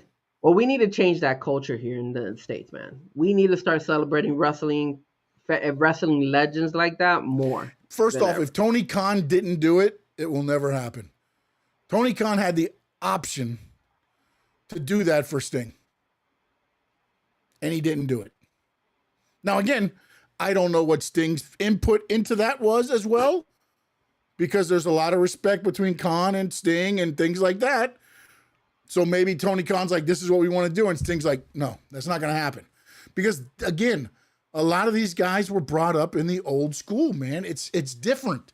It wasn't celebrating people. You passed on the torch to the guy that was taking Man, over. screw that, You took bro. off your boots and you left the ring. I'm done. That's it. Thank Nah, you. man. You know I'm what? out. We need to open up a wrestling organization, start doing our wrestling, and you and me, maybe you wouldn't. I would have to convince you, but I would go ahead and if somebody's gonna retire, I would be like, yo, we gotta give this guy if he made the or company millions and millions of dollars, yeah, I'm gonna give him his roses, even if he doesn't want to, bro.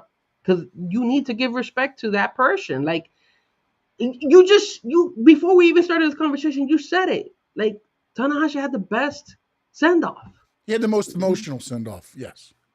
and the best one, right? I mean, it depends how you rank them, man. I don't rank it like that. Like Sting had the send off Cena had the send off for 12 months that he wanted, and Tanahashi had the send off that he deserved. Mm. I guess we're not gonna see eye to eye on this topic, but I will say this: I hope the American fans and the wrestling fans out there learn from the Japanese and take a page out of their book.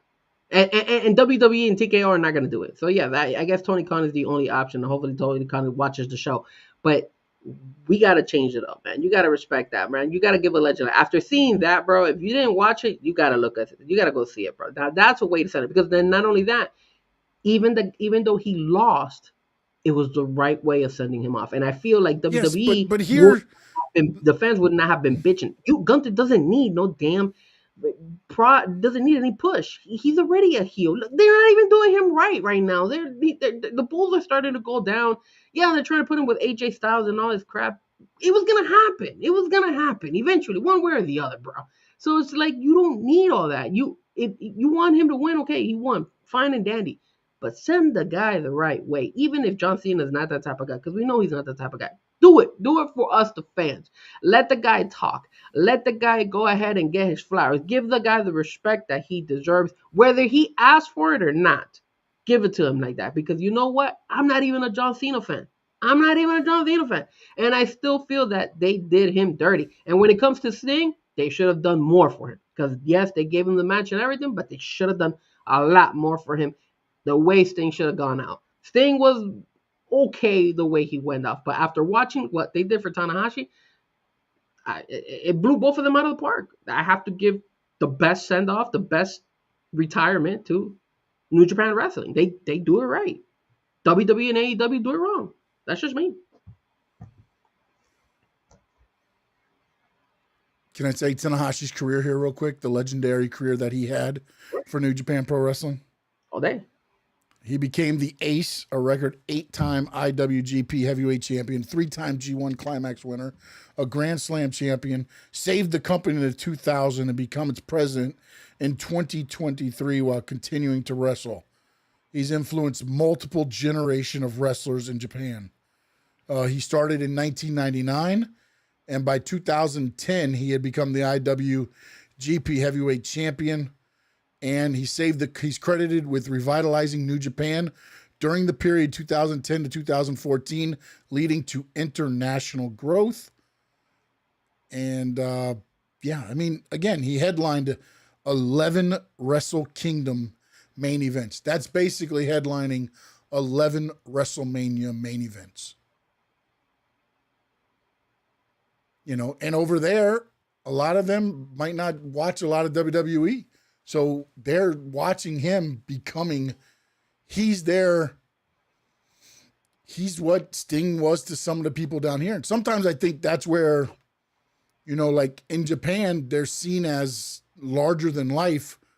Whereas here, like think about it right now. If you're a young kid and you're watching wrestling, you're watching Javon Evans. You're watching Will Ospreay. You're watching MJF. You're watching, you know, Ricochet. You're watching Obafemi. You're watching Cody Rhodes. You're watching older CM Punk. You're watching all this young talent. You could become any one of them. Over there, they were watching Tanahashi saying, that's what I want to be.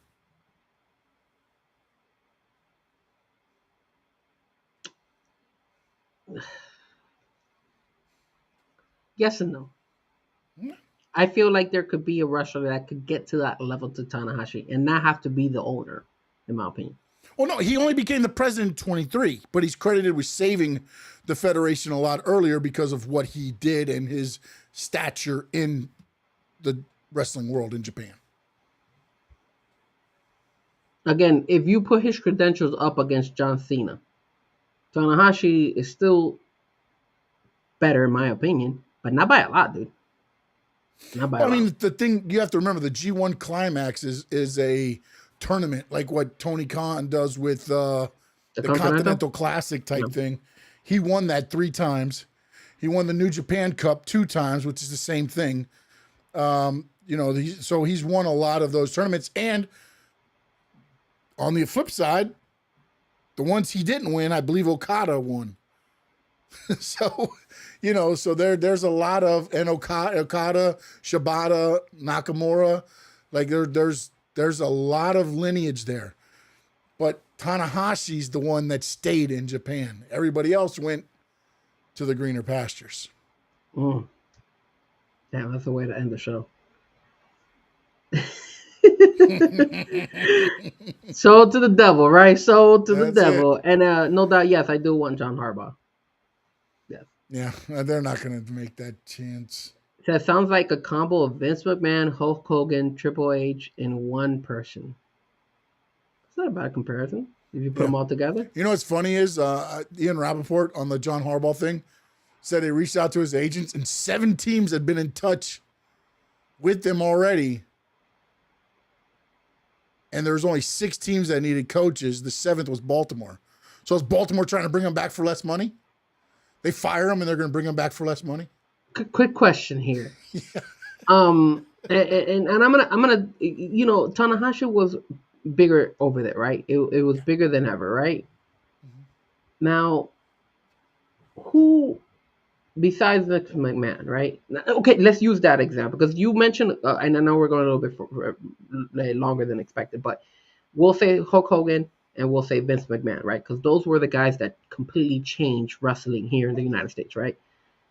Yeah, they took it national, basically. They blew it up. The territory, yeah. Correct. We already saw what they did for Hulk Hogan, and you said, hey, we don't give the flowers when you're alive. We give the flowers mostly when you pass away, right? And that has happened. We do go sometimes over the top, especially now. You have mentioned that does has happened here in the States where a lot of people do give more attention to when you pass away. Like I'm pretty sure when Michael Jordan passed away, hopefully not soon, anytime soon, but he's eventually gonna get like a big pop, kind of like Kobe did, kind of like Celia Cruz down here in Miami. He's in NASCAR now. Michael Jordan's is good. So he saved NASCAR, so he's gonna have them cheering for him too. So the flowers, yeah. Hulk Hogan, got shafted, and I know that he has his moments, and I know you're not a big Hulk Hogan fan because of what he said, but you're not a Terry Funk fan. You're a Hulk Hogan fan, right?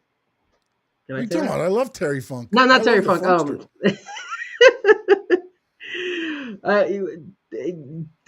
Hogan's really Terry Bollea fan. Terry Bollea fan. Yeah. Terry Bollea. You're not a Terry Bollea fan. Yeah. Terry Bollea fan, right? You're not a Terry Bollea fan, but you're a Hulk Hogan fan, right? You're a Hulk Hogan fan. I know what he did for wrestling. I know what he did. And Vince McMahon, once he passes away, and maybe you could even probably say The Undertaker. Good point.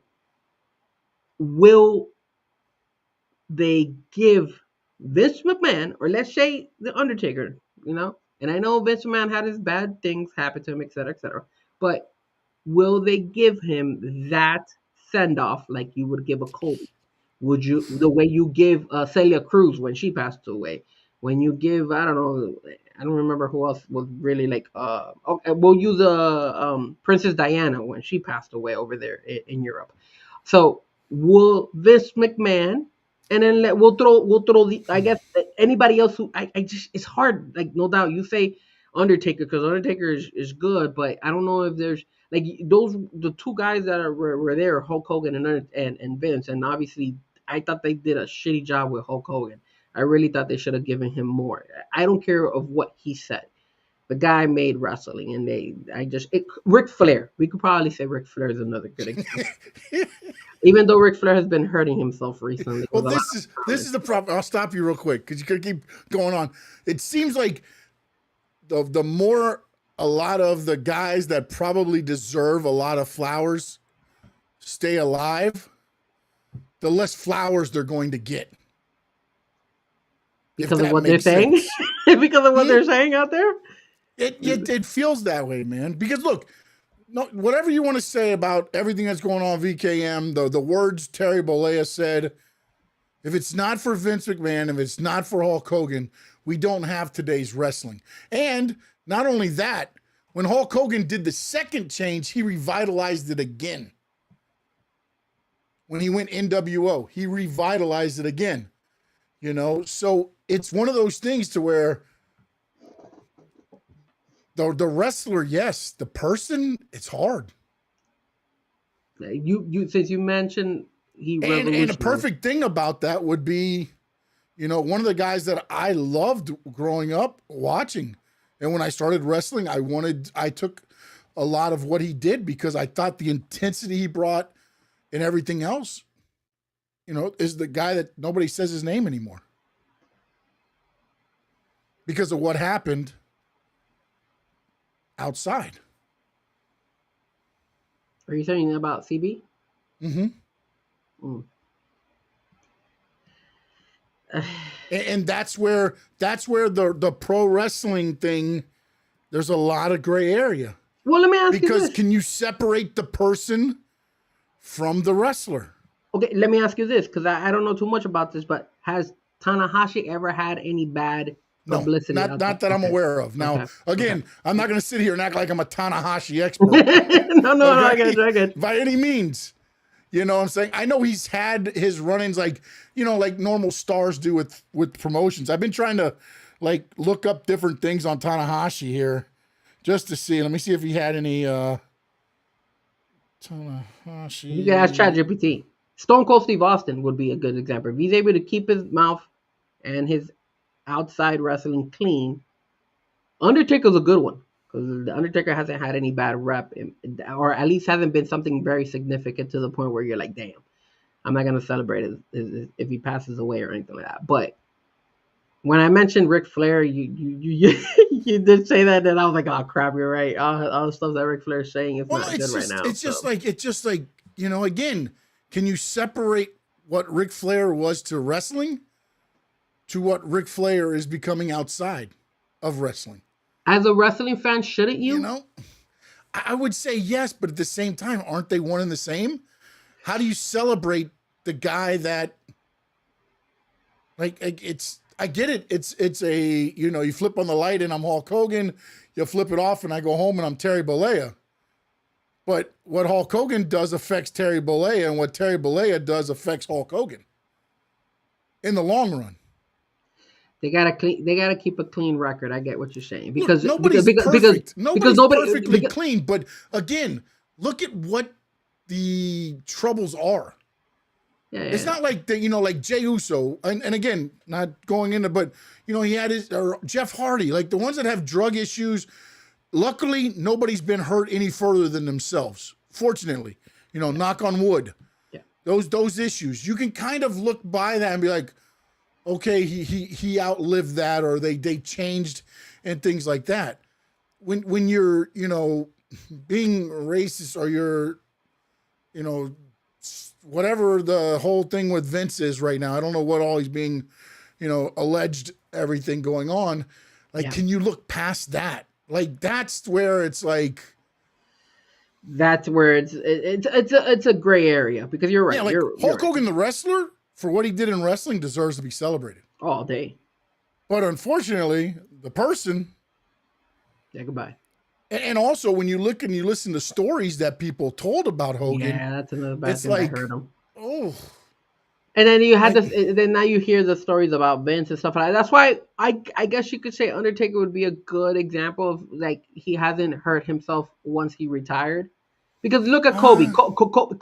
Whoa, has he said anything that has been, like, controversial or anything like that? I don't think so. Controversial, but he kind of hosed his the the guy he did his show with. Oh my God. Michelle McCool and stuff. But I mean, yeah, but dude, that hits me as a producer, bro. Like at least be like, hey, can we kick this guy? Don't be like, hey, I decided I'm not going to do it anymore, and then a week later go to WWE with your wife. No, bro. Like, this guy's helped me out for whatever. Can we give him something? And maybe behind the scenes they did, and I'm completely wrong on this. I haven't heard anything, but yeah. Bro spent a lot of time, and again, I guarantee he was getting money off it through YouTube or whatever else. I'm sure he was making something on it. But to sit there and be like, yeah, I think we're gonna make some changes, and then the change be like, hey, we're gonna go to WWE. They're gonna produce my stuff now, and you're out. Like, I understand it, but then, like, I don't know, man. It's just did he tell him? Did he tell him up everybody front? lives long enough, right, to become the evil. What is the saying? You always live long enough to become whatever, to be hated or whatever it is. I mean, again, I mean, because but again, Undertaker behind the scenes, Undertaker for what he's done in wrestling, kudos. And that being the only thing I can get it, he still deserves that. That's one of those things where I say, yeah, it is what it is. Do you feel, and I know we're dragging this on, but do you feel there's any wrestler out there, and we'll avoid the Vince because we know Vince is not going to get his flowers, but do you feel there's any wrestler, God forbid, that may pass, that would pass away, that it would get something as crazy, as high as what we would see with, like, maybe if Kobe Bryant when Kobe Bryant passed away and stuff like that? Maybe John Cena, right? If John Cena passes away, that would be the only way, you think? If it's The Rock, Stone Cold, knock on the knock. Yeah, on we don't wood want. here. We're not wishing any of those guys to pass away. I'm knock just on saying. wood. I would say, you know, I mean, again, you're talking about like a memorial type thing, like a a stadium wise. Well, not only that, but that, you know, there's a viewing and there's open. You got millions of people going to go watch, man. Right? I don't know. think The Rock has made a lot of enemies in Hollywood as well. Yes, he has, man. You know what I'm saying? You know, and again, whenever you're in Hollywood, there's people that are going to love you and people that are not going to like you. And most of the time you won't know regardless. I mean, I can't stand you, but I sit on here 3 hours a day and talk to you once a week, you know? So I'm doing a very good job of saying act like I like you. Exactly. You know, and you do the same to me. You do the same to me, so it's all good. No, but I don't know that. And again, I don't feel like when you look at it, it's so funny, right? Because we celebrate, like, and again, it's funny that you say Kobe, because it's like, I go back to this. That's sports. This is entertainment. We look at it differently, man. We celebrate sports. Okay, but then we don't celebrate entertainment. We don't. What about when you have like a very famous like superstar, well, I'm trying to think of any like legend of music. I don't know who, but I know Celia Cruz. Celia Cruz was big, and they had a memorial, and they had like this huge thing here in Miami for her and all that stuff. And that's entertainment, right? That's not sports. That's but that is old school entertainment. That's not today's entertainment. Celia Cruz was, you know. I'm trying to think of who would be. Like, probably think about today. Like a Rock. Today, like people that have passed away. Prince. I don't remember anybody. I mean, maybe fans that have come out and whatever. I'm sure there's again, I don't. They didn't do anything wow. To where they didn't do anything wow, is what you're saying. I know, like even like with Big Papa, when he passed away, they did the thing through Brooklyn. They played his music, but that was big. You know what I'm saying? But again, but what year was that? That was 96. So that's 30 years ago, bro. 30 years ago. Think about it. That is true, because if you look, okay, no doubt you're on the chat board. Do you guys know anybody that has passed away that it doesn't have to be wrestling or a sport? It's just outside of wrestling and sport, actually, that has gotten that big of like a memorial, and you're like, holy shit, like from the because Michael Jackson didn't get that, right? When he passed away, no, he didn't. Like, but Michael Jackson was tainted. Michael Jackson was tainted too. Like, yeah, but again, that's the thing. Like what we were talking about with VKM and Hogan, it's kind of like. Who was like the last person? Like, remember Princess Diana? I remember Princess Diana back in the day. Like, dude, they went ham on her, and they but that was overseas too, right? That wasn't here. That was in Europe. It wasn't here. Yeah, I wasn't here. So you're right. I guess at this point in time, then you know what? And like, no doubt, since Princess Diana, you know what? Maybe we don't even celebrate. We don't give the flowers even if they die. No, we don't. We usually do it. We don't give anything. When they make it to the Hall of Fame, right? And then their family has to accept it. You know, like the Rock and Roll Hall of Fame, people that passed away, boom, boom. I mean, yeah, but no doubt you're going back to Elvis. I mean, you're kind of proving our point. Yeah, we're trying to get somebody like somebody who passed recently. Like Yeah, you could recently. like Prince is probably one. Yeah, But but they was didn't Prince, do anything for did Prince. they do anything crazy for Prince? I don't think they did anything for Michael Jackson. Who's another like outside of sports that may have passed away? A president? Did they do anything for any of the presidents that have passed away? Charlie Kirk. You know what? In a way that Charlie Kirk is, it does come close to Charlie Kirk. I mean, I'm not gonna lie, that's actually a crazy as you say it, but actually kind of true. Yeah, because I mean, people were tuning in on it. That's for sure. YouTube, people were tuning into all her like when his wife came out and spoke and everything too. So maybe Charlie Kirk is the only closest one, but it's just crazy, bro. Because we think back and at this point in time, we're like all of it. Yeah, but keep in mind, no doubt, that's another thing we also got to take a look at.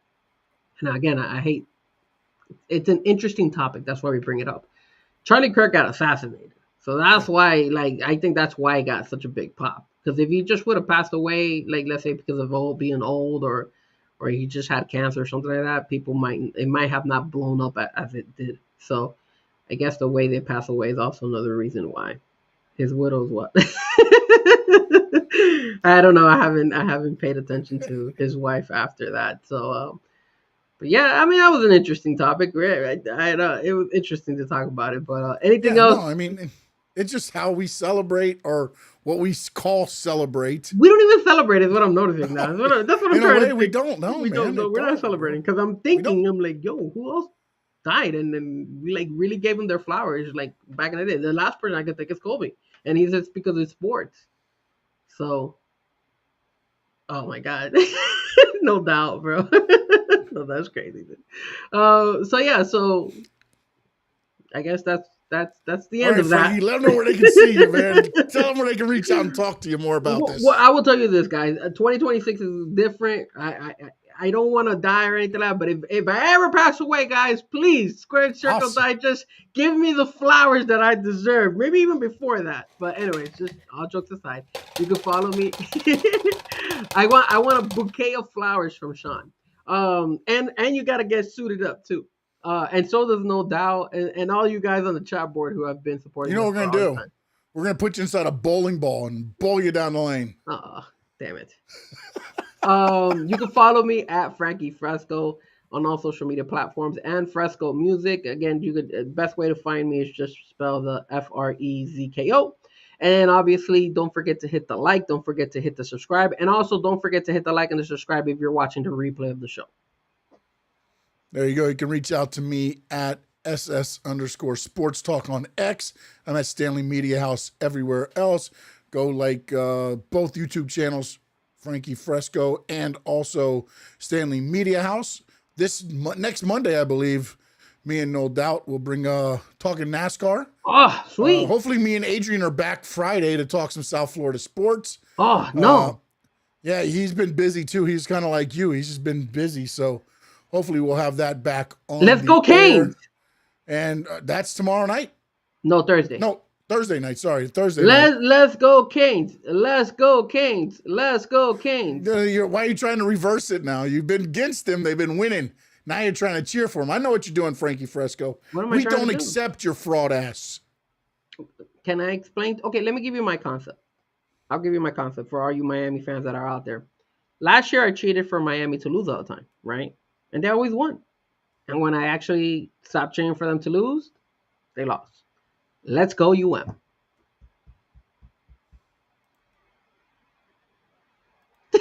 Emotional damage.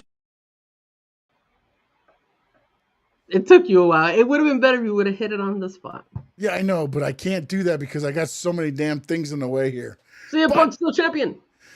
It is. In the words of the great Gordon Soley. First off, Happy New Year. Now, in the words of the great Gordon Soley. So long from the sun, shine, state. The Squared Circle Die!